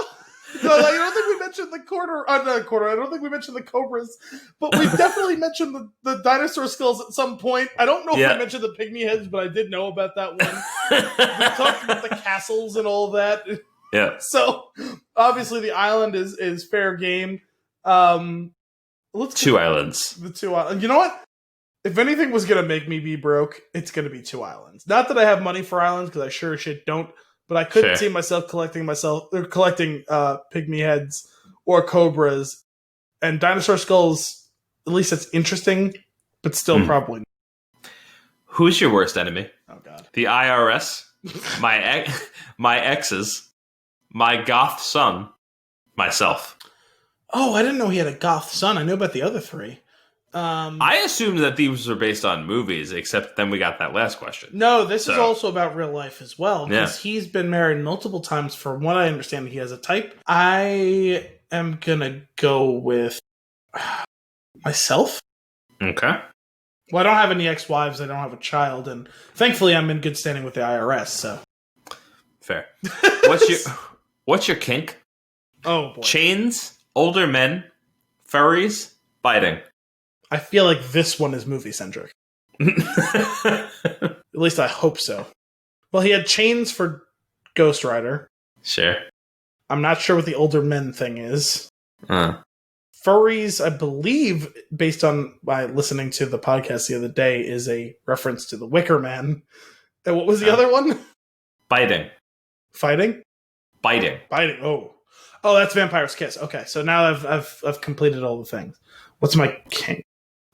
I guess biting? Furries it is. No. What? Oh my God. This is potentially the greatest question of any quiz that we've taken. Oh wow. And I'm going to have to show you the screen for you to choose. And I'm sorry, listeners. It's unfortunate that you can't see this. But if you want to see it, it's a BuzzFeed quiz. Just look up Nicolas Cage quiz, BuzzFeed. You'll find it. What's your current mood? He's going to show me the laptop. What is it? They're all ridiculous Nick Cage faces, which is probably the best thing. My current mood, I suppose, is you top left. Sunglasses? Okay. Because I am that confused. All right. You got Peter Lowe from Vampire's Kiss. I never saw that one. And also, I chose biting, but other than that... Oh, goddamn you, BuzzFeed. No interesting commentary on that. That's upsetting. The picture's pretty great, though. Yeah, it seems that way. Although, I believe the bottom right picture of those 4 pictures was from Vampire's Kiss. I don't know. I never saw that movie, but I'm... The bottom left says via Marvel, so I'm assuming that that's from Ghost Rider. That seems like a safe guess. Yeah. And the top left is via Disney, so that's National Treasure. You know what right? Oh, yeah, probably. You know what I learned? That Nick Cage is apparently a huge comic book fan. So it seems like he actively wanted to be Ghost Rider. I believe he actually has a tattoo of Ghost Rider that predated his being in the movie. Interesting. And I don't know if this is substantiated, but in that podcast, the bit of trivia was that the Cage in Nicolas Cage he chose because he was a huge fan of Luke Cage. Huh. That's kind of cool. Because obviously his name in real life is Nicholas Coppola. Right. What did I say last week? Coppola? That's right. I'm sticking with it. Well, the thing is, again, I was not criticizing. I was asking if I had it incorrect and you had it correct. I'm fairly certain I'm wrong. I've always heard it called Coppola. Yeah. But I also know I work with someone whose last name is Coppola. Pretty sure it's spelled the same way. I don't know which one's correct. It might just be you choose to do it your way, I choose to do it my way, tomato thing. So we're tomato potato. Yeah. So we're both right from a certain point of view. Oh. Oh boy, let's get into our flick of the week, shall we? Face Off, released in 1997, rated R at a 2-hour and 18-minute runtime. Here's your IMDb synopsis. In order to foil a terrorist plot, an FBI agent undergoes facial transplant surgery and assumes the identity of a criminal mastermind who murdered his only son. The plan turns sour when the criminal wakes up prematurely and seeks revenge. Whatever, man. What a weird... what a plot. I would like to point out that the tagline of the movie, the one that's on the cover art, or I would assume is the movie poster / box art for the film, in order to trap him, he must become him. Not really accurate, kind of misleading. He's not trying, doesn't trap him that way. It's not what's going on. He definitely traps him, then becomes him. Right. It's very much reversed. I feel like we have an issue with order of operations. Absolutely. I would completely agree. Al, why don't you give us your tweet length review for this genre masterpiece? A totally insane and borderline nonsensical thrill ride that's so 90s and so John Woo, it hurts. In the best possible way. 8 out of 10. Amazing. Okay. I'll tell you that story afterwards. Grab your guns and kiss your sister. It's time for a coked up romp through the 90s. This epitome of it's so bad it's good. Face Off will grab you by the ass without consent and never let go. So get ready for the big ride, baby. Chiclet's optional. 7 out of 10. Grab you by the ass without consent is pretty good. Why are we kissing our sisters, though? Because that happens in the movie. Oh, the bald guy. He did kiss his sister, didn't he? That's right. I forgot about that. Yeah, that scene goes by, and I was like, it was probably like 5 to 10 minutes later. I was like, I paused and turned to Kim, and I went, did that guy make out with his sister after he got shot in the neck? Yeah, I forgot about this. So the thing you have to understand about this movie, and my viewing of it, is I watched about 45 minutes of it on early Sunday afternoon. And then about 45 minutes of it late Sunday night. And then the final 20 or 30 minutes of it at 6 in the morning on Tuesday. You're all over the map with this one. That's great. You've had a bit of a fever dream then, is what it feels like. So I did see the whole movie. Some of it, in order for it to click into my mind, will have to be spurred by you talking about it. Sure. I definitely have thoughts on the movie. I have thoughts on some very specific things about it, but I'm going to let you guide me and awaken the parts that are hiding in there. For sure. I gave Brian of the Spin Tune a sneak peek at my tweet length review. He appreciated it. He said only one problem, 8 out of 10. And I said I honestly went back and forth, but couldn't bring myself to actually give it an 8 because of other movies. Well, I went back and forth as well. I was kind of in that same range, 7, 7.5, 8. Yeah. You know what? I'm going to go 7.5. I'm not a half point guy, but I'm upping it to 7.5. Okay. This is the type of movie where I tried to... So it's funny because, as you said, like, kind of who cares? one of my notes is there are so many issues with the plot that you just have to decide, and it's fairly early, but you just have to decide, are you in or are you not? Right. That's 100% accurate. And we can talk about more of that in depth a little bit later, because I do have some thoughts on the things of why you might not be. And that's fine. But this is one of those movies that's so good and also so bad that it is good. Right. Because there are aspects of it too that, like, even now, even though it's so of its time, absolutely hold up. There are some parts of it that are like, okay, they're having fun. Like, this is being done campily on purpose. So just enjoy it for what it is. But there's stuff that is so bad that is unintentional comedy that goes alongside of the intentional comedy that it's just stop thinking, because you're just going to hurt yourself, because they clearly weren't thinking. So just have fun. Very much so. In more than one scene, I would go, is that a wire? Don't worry about it. And what I'm referring to is you absolutely see people get pulled straight out of the scene by a wire harness. And, like, I spotted at least two of them. I'm pretty sure there might have been a third one in there. Like, well, I just didn't rewind it. For one, I'm quite sure I know one of them, and it's the briefest of spoilers to the very final scene when the boat crashes. Oh, man. Oh, boy, oh, boy. Yes, but no. That's not even the there are two other ones that are actually... So that's that. I forgot about that. That's three. Early on in the movie, there's a big chase post a plane crashing. I won't get into the specifics of that yet, but one cop. Oh, and let's just put this out there. Movies of this time killed people all willy nilly. Like, just don't care. They will shoot people down. They will bring that character back in another scene because they just don't care. Well, you know what? Actually, and this goes to something that I want to talk about post spoilers.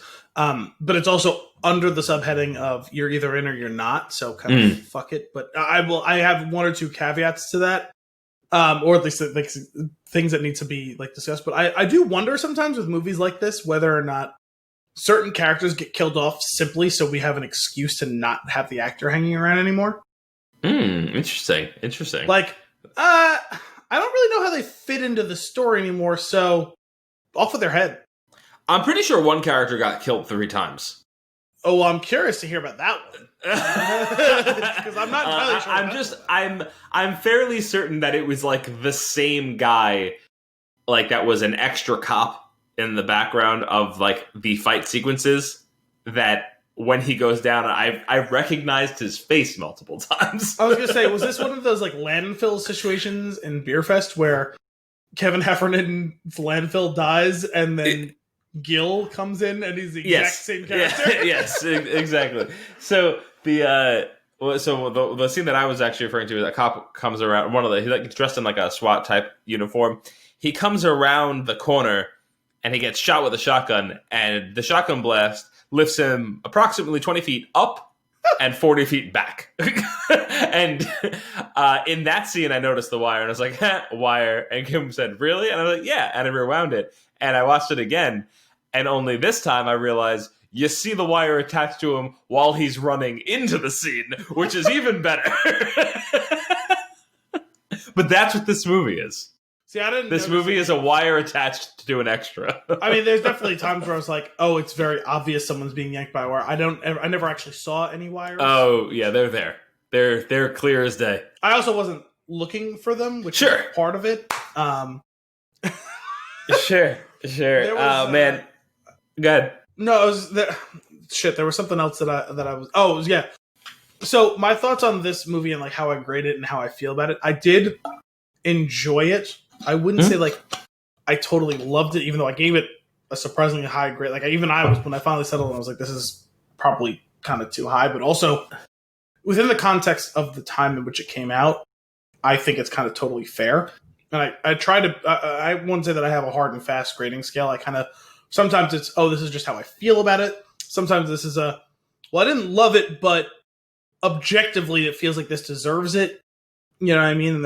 And this is the type of movie I think that had I watched it around when it came out, actually I was almost certainly too young for this when it came out in 97, but let's say I saw it in 2002 and I had, almost 20 years of having watched this through the years, I would probably love this movie. Mm-hmm.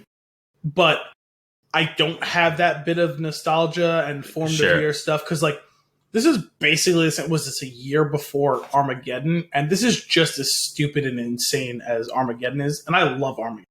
Yeah, I don't want my parents to be shamed, but I saw this movie in theaters.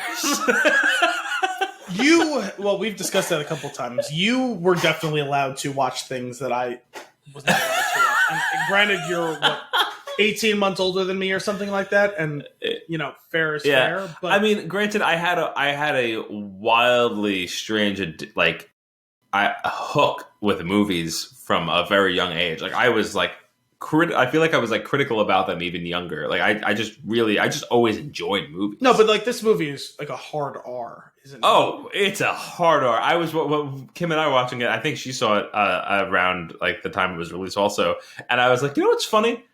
Watching this movie when we were younger, we had no idea what was going on. No, that's what I'm saying. You were 8 or 9 years old when this movie came out? Yeah. And 9. Yeah, and so Kim. Well, I couldn't remember what month it came out. Yeah. And Kim is a month older than me or 2 months older than me, and so she would have been not 7 yet. Right. If she saw it when it came out in theaters, so let's call it home release. She was 7 years old. So no, big no. Oh man. I'm just gonna come right out and say it right off the beginning. I'm still too young to deal with Nicolas Cage's conversations about peaches. Sure. I can't do it. And actually, to be equal opportunity here, I was uncomfortable by both of their sexual advances in sexuality in this movie. Oh, 100%. There's a lot of uncomfortable scenes in this movie. There's a lot of uncomfortable scenes, period, in this movie. I realized by the time this movie was over that I don't view either of them as sexual entities. You know what I mean? What's really funny was while we were watching it, Kim goes, I'm curious, back then, did women find him sexy? That's what I'm saying. Neither of these actors, and it's funny because if you go back to maybe in Greece, John Travolta might have been considered something of an icon in that sense, where people had a crush on him. Maybe, I don't know. I was obviously not alive at that time, but at least I could kind of see the appeal. I want you to know that it took me roughly 25 seconds to make the connection to the movie Grease, and I thought you were saying something about the place Grease. No. And I was like, I don't understand where you're going. Talking about the movie. Talking about Danny Zuko here. I don't view either of these actors. Greek women love them. It's crazy. I don't view either of these actors as sexual entities. I can't picture either of them. I don't want to picture either of them in a sexual nature. I can't imagine anyone has ever objectified them sexually, other than maybe, like I said, Travolta when he was younger. Sure. Sure. What would you do if I told you could suck my tongue? Thank you for asking, Nicolas Cage. I would politely decline. That will be permanently, horribly burned into my brain for the rest of my life. Yeah. Suck my tongue. Yeah. And if that wasn't enough for you, a call back to it later in the movie. Yeah, don't call it back. Don't call it back. But, yeah. Well, hang on, because I have more on this, okay? Go ahead. I told you earlier that I was going to need to play something on You need... Oh, okay. It's time. So while I access the one thing, I am going to make a reference. So I have two separate Scrubs references in the vein of this conversation. The first, where I came up with the term sexual entity, I believe I'm having this correctly. I couldn't find it, the actual clip, when I was looking for it. There is a scene in which the janitor on Scrubs is talking to Dr. Kelso. I don't remember if there was a third person involved in the conversation in any way, shape, or form. I feel like there was, but I don't remember who it was. And the janitor makes some sort of comment about sex in some way, shape, or form. And Dr. Kelso kind of wrinkles his nose. Mm-hmm. And the janitor says, "You've never considered me as a..." I don't know if he says a sexual entity or as a creature that has sex before, have you? Yeah. And he just kind of like goes, and like walks away. And I'm like, that conversation describes exactly how I feel about John Travolta and Nicolas Cage. I've just never considered them with the concept of sex in mind. You know what I mean? I have another one as well, which is an even more over-the-top version of it, and I'm going to play the audio for it because you don't really need the visual. And this concerns Ted, the lawyer. Rest in peace, Sam Lloyd. He just died a month or two ago. Great character on the show. He's on it from start to finish. I got to put up the... So, again, I believe it's later on the show. I don't really kind of want to spoil the whole context. I'm going to actually see if I can cut it off before anything goes on. But they're in the cafeteria. It's Dr. Kelso sitting next to Jordan, I believe sitting across from Carla and Elliot. And the next table over is the janitor and Ted. Hey, Sweatstain, how's it going with your girlfriend now that you guys are roomies? Oh, we're having sex like all the time. Oh, Why do people react like that when they picture me having sex? You try it. Oh, God.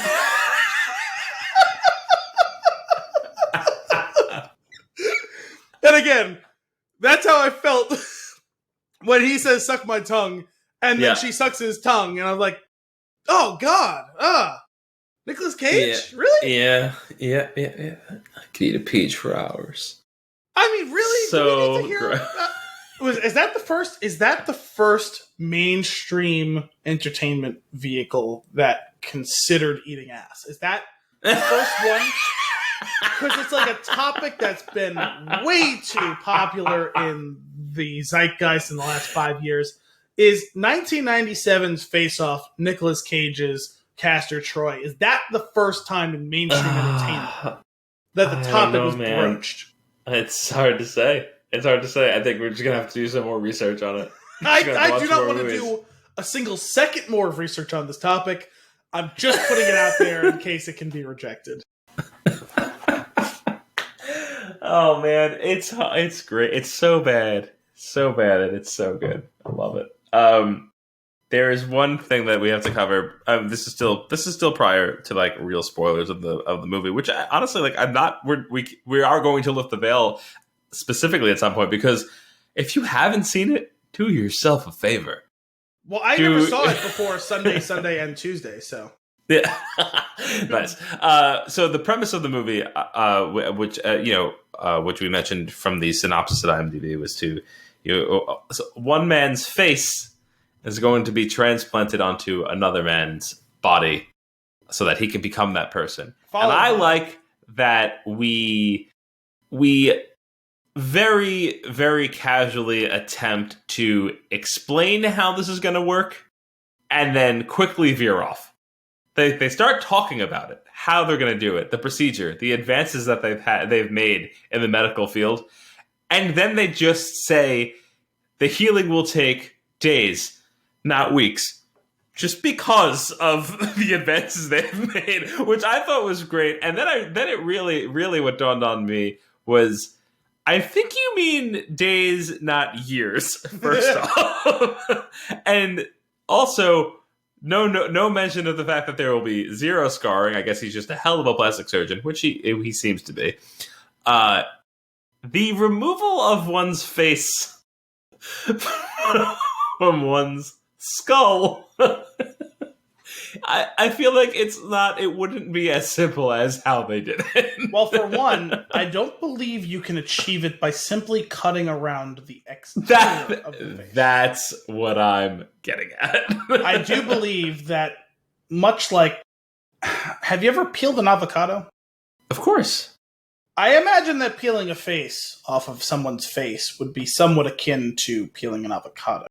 Yeah. And so if you are dead set on peeling an avocado without, cutting the sections of it out, you do have to work the whole inside of the avocado peel. Yeah, I don't think I'm ever going to be able to eat one again. Well, I'm sorry for ruining... Thanks for that. Peaches, avocados, generally sex as we know it with this episode, but here we are. I'm just glad we didn't get deep into Peach talk before I finished the beer. It's really all. It's Well, really I mean, we did reference the fact that Peach is played prominently both in this beer and in this movie. Well, actually, wait. Let's stick on this topic of peeling the faces off and stuff like that, because I said there were some things that we have to consider where there's issues with the plot. You have to decide whether you're in it. So I have to say, when they began explaining the process of what they're going to do, I immediately said, do we not realize that John Travolta's face is like twice as wide as Nicolas Cage's? Listener, they had an answer for that. It was like, you know what? I don't believe that answer, but you've attempted to address it fair enough. Right. Create a mold that's kind of be the transition from skull to new face. Okay, you know what? I can work with that. That is at least, you have done like a good faith effort to like address that situation. Fair enough. We just totally poo-pooed the fact that, you know, you guys are roughly the same height, same eye color. Okay. Yeah, negligible was the word they used. Negligible was the word they used. Have you looked at their frames? Because much like his face, John Travolta is, again, nearly twice as wide as Nicolas Cage. Right. Also, I don't know if you've ever met another human being, like, more than once. You know, people's hands look dramatically different. Like, when you know someone well enough, like, I imagine you could probably recognize if you met, let's say, your wife or your mom or your dad, and their hands look dramatically different than they normally do, you would probably recognize it, right? Like, if I put a picture of one of those three people, hands in front of you, you may not be able to just pick it out and be like, oh, I know whose hand. But if you saw your mom and she had your wife's hands, you would know something was wrong. Does no one notice that these people's hands are entirely wrong? No, dude, they're all coked up. Fair. No, you know what? It's fair. But I have one more point on this topic. This movie is all coke all the time. And some pot. I have two more points on this topic. And whenever we cracked into that glass that one time. Oh, yeah. Go on. What was that, by the way? I don't know. 2 more points. Horse tranquilizer. On the perspective of proving who's who in a legal standpoint. Fingerprints, have we heard of them? Now, if you work for the FBI, for damn sure you get fingerprinted. I feel like they should have went one step further and just done just a brain transplant. Well, that would have made things simpler, but brain off doesn't have quite the same ring as face off. That's true. The double entendre of face off. Head off could have worked. They just replaced the entire head because if the body is negligible, you're missing the double entendre of the face off. Yeah, I thing know. Here. Yeah. The slash in the title keeps throwing me. Well, again, it's double entendre. It also says Travolta / Cage at the top, which I think is tremendous. That's probably too much. The other thing, also arguably, Nicolas Cage, the star of the movie, should be Cage / Travolta. That's all. Yeah, I guess he has more screen time, probably, right? Yeah. The other thing I have to say in the aspect of people recognizing each other. So, we want to play the game of, you know, someone's pretending to be someone else, and the other people are like, why are you acting weird? And maybe we can explain it away in one way or another. Let's just say, psychically, right? The idea that after years of trying to hunt down his son's killer, he's done it, and it's like been this great burden lifted from him, and he's revealing aspects of his personality you haven't seen before. Fair enough, okay? And let's say his wife should know him better than anyone. And she thinks things are off, but she's kind of pleasantly surprised by him whining and dining her. We did only change the face.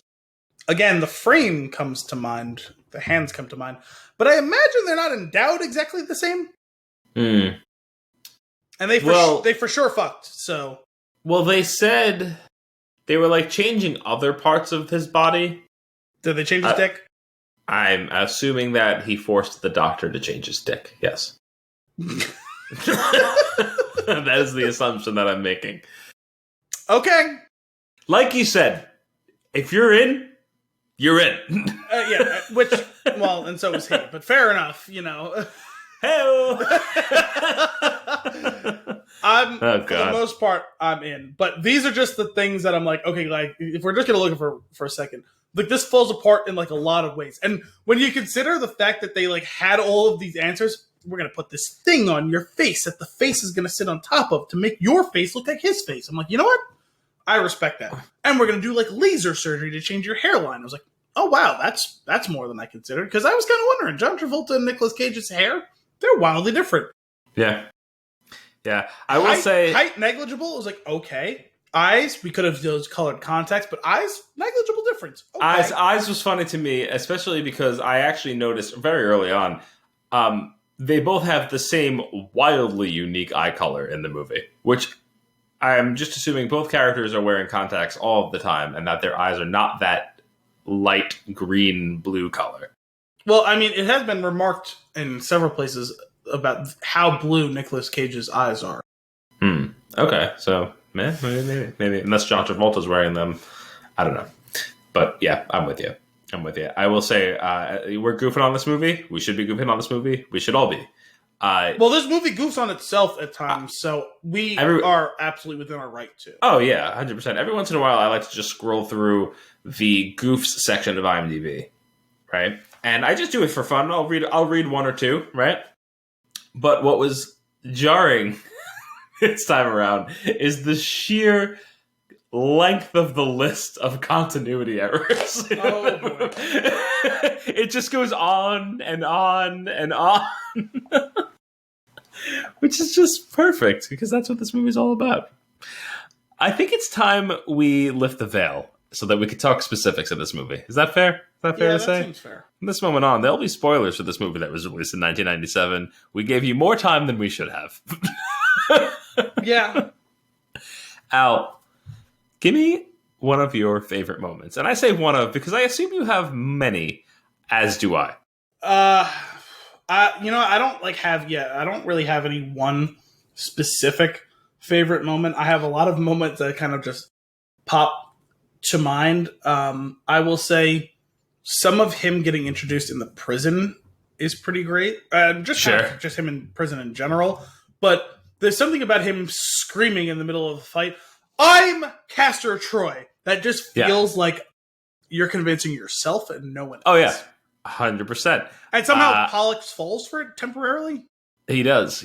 I think he falls for it because of the scene just before that, which is actually one of my, if not my favorite scene of the movie, which is where he locks eyes with Pollock and he goes Nicolas Cage wide eyes on him, shakes his head, and when he does it, there's this ridiculous metal guitar riff. He just goes, wow, when he does it. Well, that was like your least favorite part of Wonder Woman, but you seem to love it in this. Oh, in this context? Oh, it's so good. I can't. There's multiple times in the movie where Nicolas Cage is doing things perfectly in sync with the music, and then it dawns on you that the music's not actually playing. Yeah, it was definitely in post-production, so. Which is wonderful. That's a hell of an editor. If we're going to talk about that fits with, it's something that was deep within the recesses of my mind that I totally forgot I've seen, and I didn't have the context to until I was, again, listening to the Wicker Man episode of Cinephobe this week. And there is a big sequence. I don't even remember what's happening. He's yelling at his ex-fiancée, I believe, in the movie. And someone put it to music, and the cadence with which he, and even I think one and two lines that she delivers, but mostly the cadence with which he delivers the lines syncs up perfectly to a song. I think it was classical music song. I don't even remember what, it's a famous, I know that composition, but I don't even remember what it was. Right. I don't remember the scene. I don't remember what he's saying, but I was like, oh my God, this is a masterpiece. Whoever. Well, that tracks though, because he has a rhythmic delivery. He does, for sure. Yeah. Which is probably why he's so captivating. Put the bunny back in the box. So, I have as one of my favorites, actually two things popped up for me here. I believe that there are two references to this movie in Kick-Ass. Oh, I never saw Kick-Ass.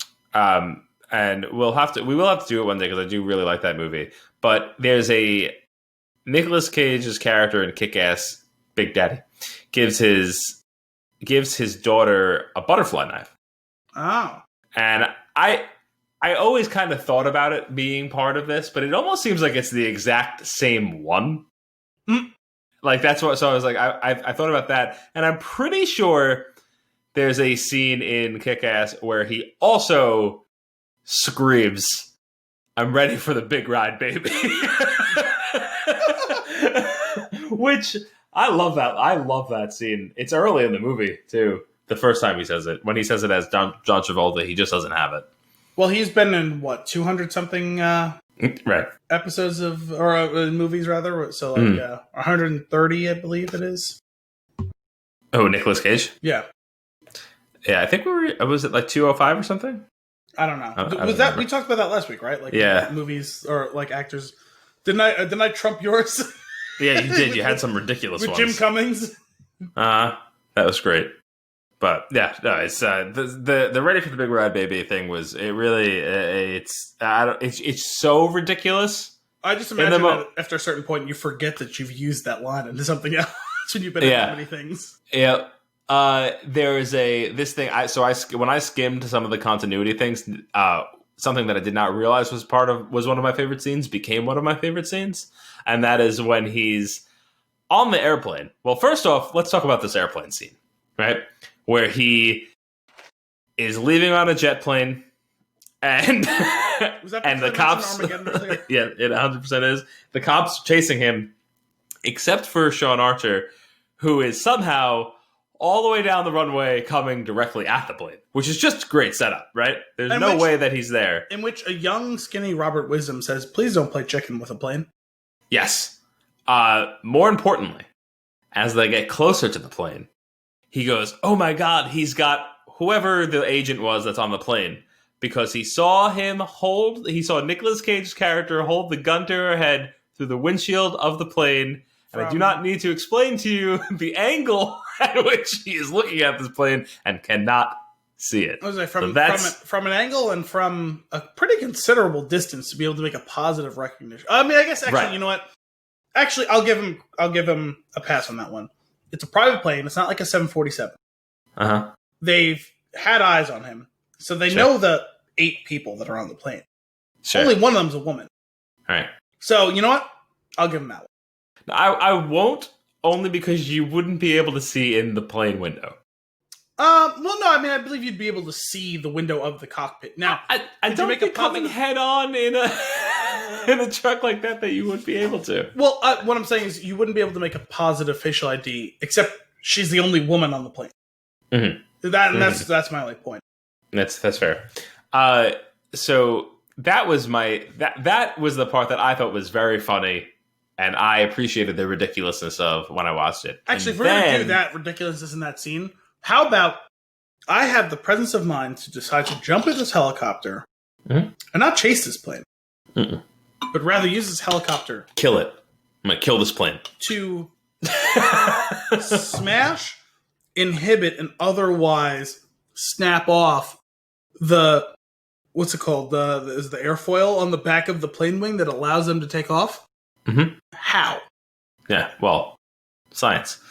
But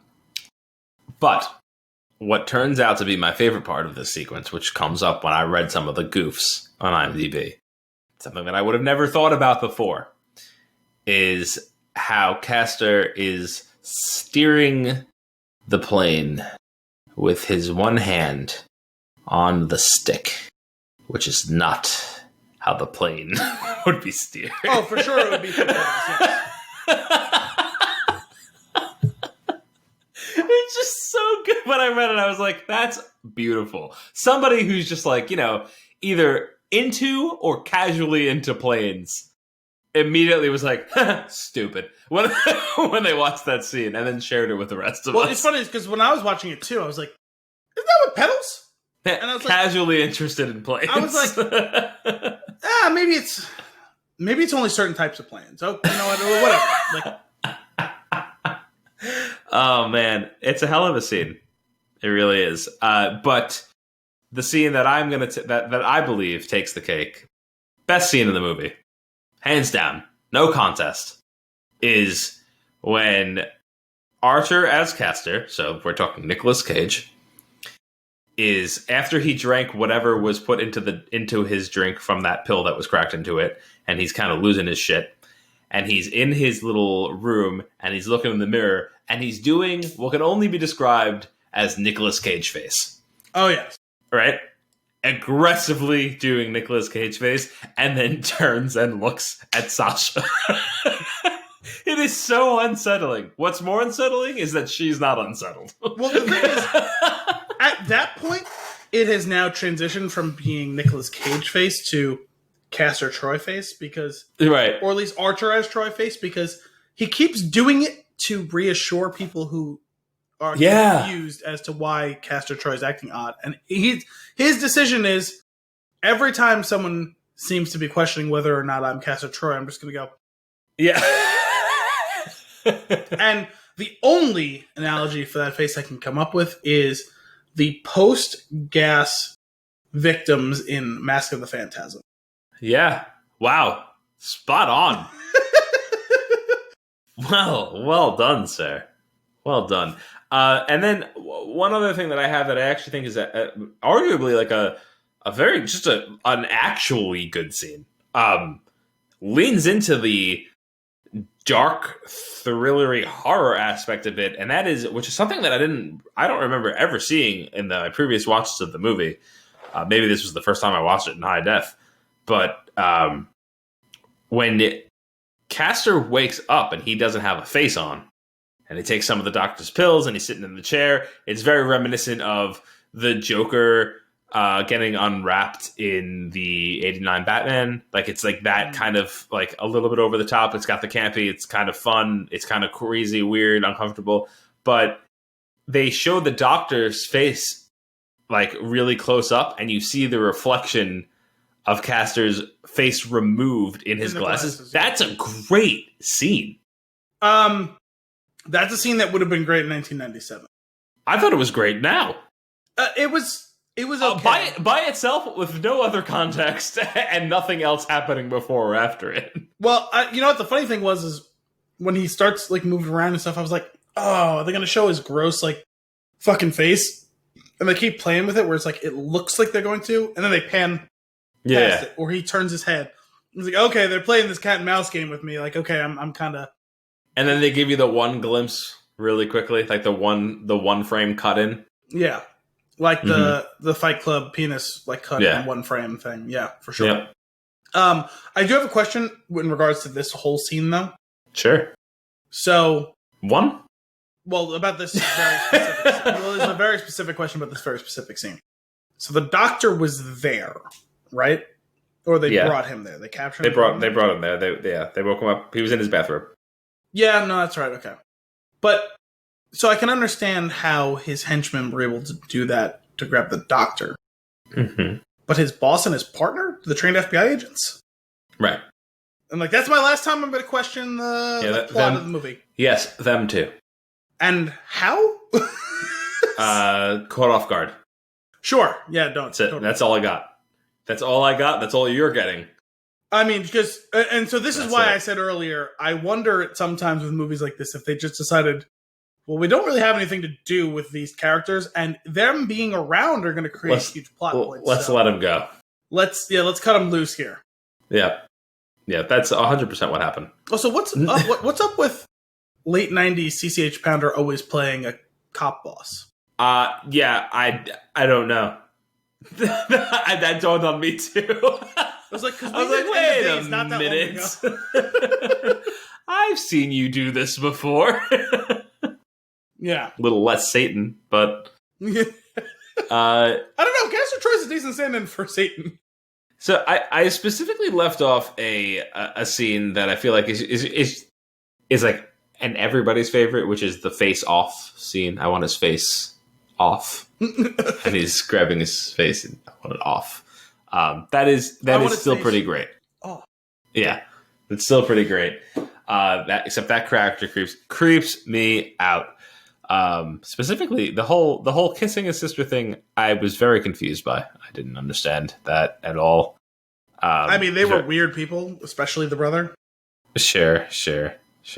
I wonder in that moment, is it crossing his mind? Like, does he wonder whether the kid's his? Who? The bald guy. Yeah, I don't know. I don't know. I was also wondering. This is what it was. This is what made me make all these connections. He shot him, right? Castor Troy as Archer shoots Baldy in the head, which was in the neck. Surprising because like they were friends, right? And I was like, just prior to that, he kissed the girl, and I was like, why did he kill him? And Kim was like, oh, maybe it was because he was sleeping with his girl, and I was like, oh, okay, because they kissed, and then I was like, wait a minute, and that's how that all came together. Well,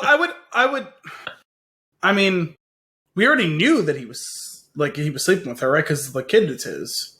We found that out. Yeah, but he doesn't know the kid's his. No, he doesn't know. I'm saying, like, why did Castor kill? Well, yeah, why did Castor kill? What was his name? Dietrich. Yeah, that's right. That's what I'm saying. And that's when Kim was like, oh, maybe it's because Dietrich was sleeping with the girl that Castor likes. Oh, okay. And I was like, okay. And I let it go for a second. And then I was like, okay, that's fine. And that's when it dawned on me. I was like, wait a minute. Aren't they siblings? Is that the one bit of morality that Castor Troy has? Anything goes, but don't fuck your sister. Maybe that's it. I am extremely against incest. Everything else, drugs, sex, crime, murder, totally fine. Fake incest. Right? That's when he's kind of being weird with his not daughter. Well, because to him it's not incest. Exactly. The only thing that holds him back is that even that goes perceived as incest, right? Sure. Ugh, I gotta take a bath. So everyone has their line, right? And that's his line. That's it. Jesus. This movie. Least favorite part of the movie. Absolute least favorite part of the movie. I would throw it to you, but I don't have to, because there's only one answer. And that is the fact that there is an undefined face-touching quota that apparently needs to be reached by the end of the movie. Which because in 2020 doesn't fly.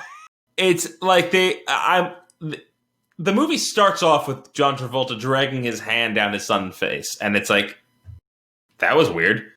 And then that character does that roughly 12 more times in the movie.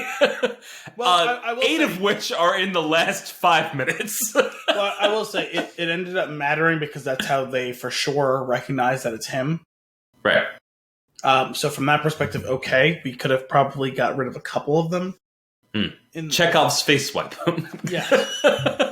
I would say my least favorite part is, and now I believe I know the answer based on the context clues that I've gleaned from the movie, but it feels like a weird place to start the movie without really following it up. But why exactly is Castor Troy trying to assassinate Sean Archer? Because Sean Archer was going after him this whole time. But was he going after him this whole time, or only after he killed his son? The whole time. Because the whole time. The only context we're really given is that he has been hunting him since he killed his son. Hunting him more aggressively, it seems. But he's been going after. He's been like the lead on the case the whole time, from what I understand. But that's for like 6 years. Like he was doing it before then? Yes. Do we ever know that for sure? Is it ever? I think so. In the file, like there's a case opening date on Castor on his computer, and it's like it's long before his son is killed. Because it feels like that should require some sort of explanation. Mm-hmm. You mean the one scene with the computer wasn't enough? No. With when he was going with through the screens that look like baseball card stats. Yes, the 1997 computer screen that was pulled from a 1987 computer. Murder number 14. Murder number 9. Murder assassination 1. Because what I was wondering whether, considering some of the conversations the two of them have, is it felt like Ledger Joker creating his foe. Mm-hmm. That was the only context that I could make any sense to me. Where but even then, he feels like he was trying to kill him, and that he said, because at one point he's like, "Oh yeah, your son like wasn't even a part of it. Like I was just trying to." Yeah. But if he was trying to create an enemy, then you don't want to kill your created. No, I'm telling you, he was going. The case was he was going after him long before that. Okay, well, I guess fair enough. It's just like he's like a famous assassin who is like killed a lot of really high profile targets, and you know what target doesn't fit with all those high profile targets? John It's Travolta. the FBI agent. So, so I was like, I guess I didn't read closely enough to notice the case files to see whether the dates matched up. Like, fuck me, right? Yeah. But I just assumed it was based on because he said something about because he says it twice, right? And there doesn't seem to be any context to it where like we should know that ahead of time. Where he says you're not having enough fun. He says it early in the movie. He says it later in the movie, and that's a very Joker. You're Batman. not having any fun. Like that's a very Joker Batman sort of interplay, right? Where it's like, no, you're supposed to be getting off on this as much as me, which that feels like you're creating the enemy. Like it's the I need a worthy enemy, so I'm going to do the thing that it requires to get you to match my level, type of thing. Like I've gotten a scouting report on you, and you're the only one who can give me a challenge in this cat and mouse game, which, like I said, is very Joker Batman. Yeah, but it seemed like he was very much trying to kill him and not just wound him and goad him. Because if that was the case, he would have just shot the son clean out. You know what I mean? Like it would have never been aimed for him. Like I'm going to kill your son. I'm going to make it very obvious that it was I who killed your son. Good luck catching. Yeah. Like kind of it's the Jean Girard to Ricky Bobby. Like I have scouted my opponent. You're the only one who could possibly give me a chance. Now here's the inciting incident of I'm going to break your arm to get you to draw my attention. And now we're going to race. And maybe you'll be able to beat me. You're the only one who I think can. Mm-hmm. You don't start that off in this case by shooting him and like attempting to shoot him in the heart, I assume, and kill him, failing miserably. Yes, miserably. and also killing his son, his young son. Right. Who we, I definitely, we go super denial by the end of the movie, and we just erase the dead son and take on a new one. Another landfill Gill situation. Right. Which is like part of me at the end of the movie goes, is that the same actor, boy? I kind of wondered too, and I think part of it was just supposed to be that he looks so much like him to play up with the duality of, we're like losing our connection to who we are versus who we're pretending to be. Again, playing on the fact that he can't let go of his son. This is the replacement son to give him something to fill the void, which is both very sweet and very fucked up at the same time.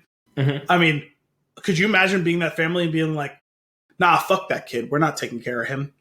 Yeah. Well, I will say with the end of the movie, the second most alarming part of that scene is the fact that he's come out of an operation with an adopted child and brings him home, right, without consulting the family. Second most jarring thing about that scene. Could you imagine? First most jarring thing is the fact that he had that entire ridiculous surgery done and no one was there to take him home. Yeah, no, she was on the computer.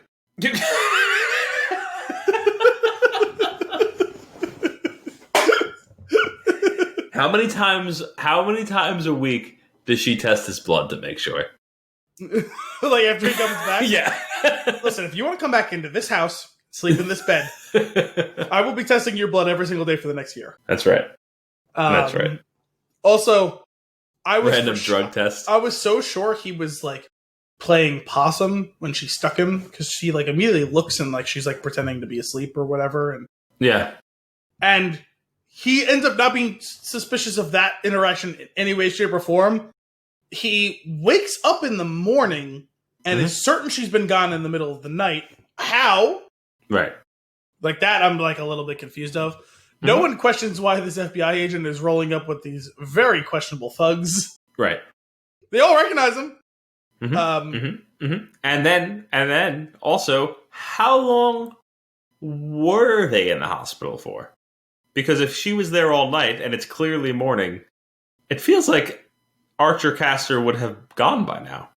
Yeah. The other thing about that is when that scene happens, right? She sticks him to take the blood. She leaves immediately to go to the hospital. And at that point, I was watching it Sunday night, and I was pretty tired. I'd had too much to drink that day. But I'm watching the scene, and I'm like, Is that a person hiding very badly behind the cabinet? Answer, yes. Well, but it's like they don't do anything about it for like entirely too long, and then he doesn't even make it look like he's sneaking out. He just kind of walks out. I was like, oh, so they were just really poorly hiding him there. How the fuck did she not notice someone standing right there? It's not like he could have snuck there from some other place, like he was hiding behind one thing and then stuck. He was just clearly there, not at all hidden. Yep. What the fuck? Yep. Yep. I will say sorry, what were you going to say? No, go ahead. What were you going to say? This is the first John Woo movie that the doves made sense in. Did they? Yes, because they were on a beach. And there are birds at a beach. 100 doves in a church inside the building? Well, they were in the courtyard outside the church, and then they were inside. But remember, he's walking up the beach. They're out on the beach. Then he's in the courtyard later. They're in the courtyard. Yeah. Hang on. Yeah, they're in the church, though. They're in the church. There were open doors from the courtyard to the church. So not a ton of sense, but they certainly could have gotten. Sure. They make more sense than the doves in Mission Impossible 2. Right. Are doves beach faring? Is that what you're... I'm just saying that birds exist on the beach. Got it. That's as far as we're going to go with it. Okay. Well, what I'm saying is, I'm not saying they make sense. I'm just saying if we're going to measure the doves in a John Woo movie, these are the ones that make the most sense from the ones I've seen. Got it. Okay, fair enough. The most sense does not necessarily mean sense. Yeah, exactly. Got it. I understand. I'm on the same page as you now. What I wanted to circle back to was the end of the movie, where Archer touches his wife's face, he touches his daughter's face, the daughter touches the new brother's face, at which point that kid needs, he already needed serious therapy, but like now he's like, what's going on with this weird ass family? There's that. And I referenced that as Chekhov's face swipe because of it's shown in the first act, right? We wipe the kid's face, we bring it back up again. We got to do that again. We don't have to do it 20 more times, but buckle up because we're gonna. Three times. Does it in the beginning. Does it to the wife to prove it to him. He does it to the child at the end. I'm okay with those three, but not the ones in between. No. All the multiple times that he did it at the same person, which is just, which is funny that that came to me while we were talking. But I actually have a note here that says Chekhov's wife and sister, which is the criminal that Castor is fighting in the jail and goes, "Why is he mad at me?" And they explain it's because you sent him to jail and had a sex sandwich with his wife and his sister. You know what? Which we then bring back. We're rejecting the term threesome from now on. It's just everything is a sex sandwich. Which we then bring back like 40 minutes later when he's gonna get brain fried. Not really sure. The way that he's gonna get out of this is be like, the way that he gets out of this is, I didn't have sex with your wife and your sister. Well, okay. And then he gets up and he just starts attacking people. The funny thing about that was those two scenes were split by the first split in my viewings of this movie. So when he said the line, I immediately know what he was talking about. But right before that, I didn't realize it was the same guy. I didn't recognize his face. I only knew it was him because he says the line. I was like, oh, that was that guy he fought. Okay. Yep. So that was ridiculous. You know what I realized? I actually think I have a more favorite moment of it. Okay. And it was you know what? For a ridiculous movie with so many ridiculous things going on, I appreciated at the very end of the movie, the daughter being the proxy for the audience, when I didn't realize that this was the movie that everyone references where, don't shoot him, shoot me, sorry, don't shoot me, shoot him. No, don't shoot, I didn't realize that this was the Listen movie. To my voice. Listen to your, what does he say? Listen to your eyes or something like that. Yeah, something like that. And, she shoots the father, who looks like the bad guy. Mm-hmm. They both start to run away, and the mother comes, grabs her, and she says, "What the fuck is happening right now?" Yeah. What planet am I on? Or what planet am I on? I was like, you know what? That's the perfect reaction to this situation. I agree. What the fuck planet am I on right now? Yeah. I like that we have the entire scene where John Travolta throws Hyde from that 70s show over the car, just so that we can give her the butterfly knife so that she could then use it to stab him in the leg 40 minutes later. Yeah. I mean, they placed it there. They had a wide range of outcomes on what scenes they were going to choose to carry forward the injuries sustained and which ones they weren't, because they did, right? He gets stabbed in the leg, and there's some scenes after that where he's limping rather pronounced. Yeah. And other times where it seems to not be a care in the world. There's times where, I guess it's Archer who looks like Castor, who still has an injury. Was he shot in that whole situation, or did he just fall and break a rib or something like that? I think he got shot. He had some sort of injury to his torso that at times he's wincing and he looks like he's affected by it, and other times you would have never had any idea he was injured. That whole shootout in the church was pretty incredible overall. Yeah. Well, you missed the most important one, which is he gets hit in the throat at some point, and the voice modulator dislodges, and his voice is now John Travolta's voice. Yes. As Nicolas Cage. But then when he's on the boat, it's Nicolas Cage's voice again. I didn't notice that. I think just there was so much, between the action music and the sound of the boat, I don't think I noticed that. Hey, how about the scene when the boat crashes and the two guys that come flying off the boat are not only completely dry, but also look nothing like the two actors that they're portraying? Yeah, that's always funny. Also, that boat was going really fast. Those guys landed in very shallow water. Oh, they're dead now. Oh, they're for sure dead. And if not, I'm pretty sure they hit the sand. No, they landed in like mid-shin deep water. Okay, got it. Yeah. Oh man. There was some funny action and fight sequences. I still think it's funny that one of the main plot points of the movie is the whole thing about this bomb that we have no idea the motivation for this and that until there's kind of just an offhand line about, oh yeah, there's like some Supreme Court justices were going to be there. It's like, oh, we probably should have heard that at some point. Yeah, they were being paid to do it by some terrorist organization. Yeah, which again, we never have any sort of idea of who it is he works for and why, what his price is. Well, he's a gun for hire for sure. Well, it would have been nice to have 2 guns for hire, and a box of chiclets, and a couple of joints, and a thing of pills. You know what I need in this life? At some point, I need when I walk somewhere and stop with my arms out like this for someone to take off my jacket and put a new jacket on. I don't have that in my life. I need it. Yeah. You're probably not going to get that. I mean, probably not. I mean, also, you know what? It's good to have goals, though, I guess. I did not in any way, shape, or form recognize Alessandro Nivola as Pollux. When I had to look him up, I was like, do I know this guy? I recognized his face, but what else is he in? Well, so here's how it went for me, right? I looked at him. Right. No, hang on. Oh, sorry, I already looked. No, it's fine. I just don't want you to say anything. Yeah. I looked him up. So the name, it's like, okay, that name is familiar. It's like, why do I know this name? It's like, I feel like something, I mean, sure, his first name is the same as mine, and you don't see many Alessandros out there. Fair. And I was like, I know this name, but I can't place what I know him from. And then I realized, you know what? I heard an offhand comment about the name Alessandro recently in reference to an actor. It was the armchair expert from this past week or 2 or 3 with Emily Mortimer. And they said something about her husband, Alessandro, who was going to be in The Many Saints of Newark, which I forgot was a thing that was coming out. And it seems to be on hold. It was like, oh yeah, she said her husband was in that. And I forgot she's playing Chris's uncle or dad. I forget which one it was that was friends with Tony's dad.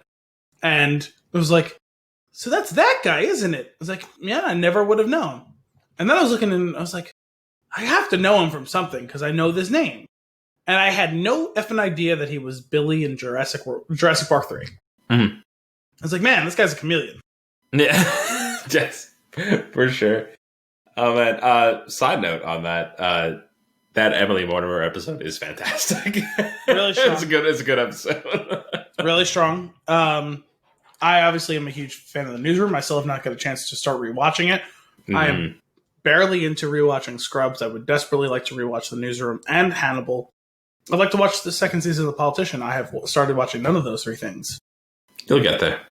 You'll get there. It'll be fine. Do you have anything else for this ridiculous movie? You know what? This movie is the perfect essence of that sort of thing where it's like, it's so dumb it shouldn't work, but somehow it does. And if you could reliably come up with that again, it would be a hit every time. But it's like totally lightning in the bottle. Like there's no way to plan and succeed at that. Because there's so many movies that you make that you think is going to be that. And it's like, no, this is fucking stupid. Well, it is the perfect storm, right? It's like it's a ridiculous premise that you can't repeat. It's the first time that you're putting these two big names together. You can't repeat the first time you put two big names together. Like it's like all of the, like those things specifically are like two very unique things that are like the time and place, and then that's it. You can't do it again. Yeah. Which takes away from the potential of. I mean, there's other movies that'll fall into this category that I'm sure we either have hit or will hit going forward. But there's something weirdly special about them. But I definitely had a blast rewatching this, and it had been way too long since I had seen it, and I could appreciate how absurd it was this time around.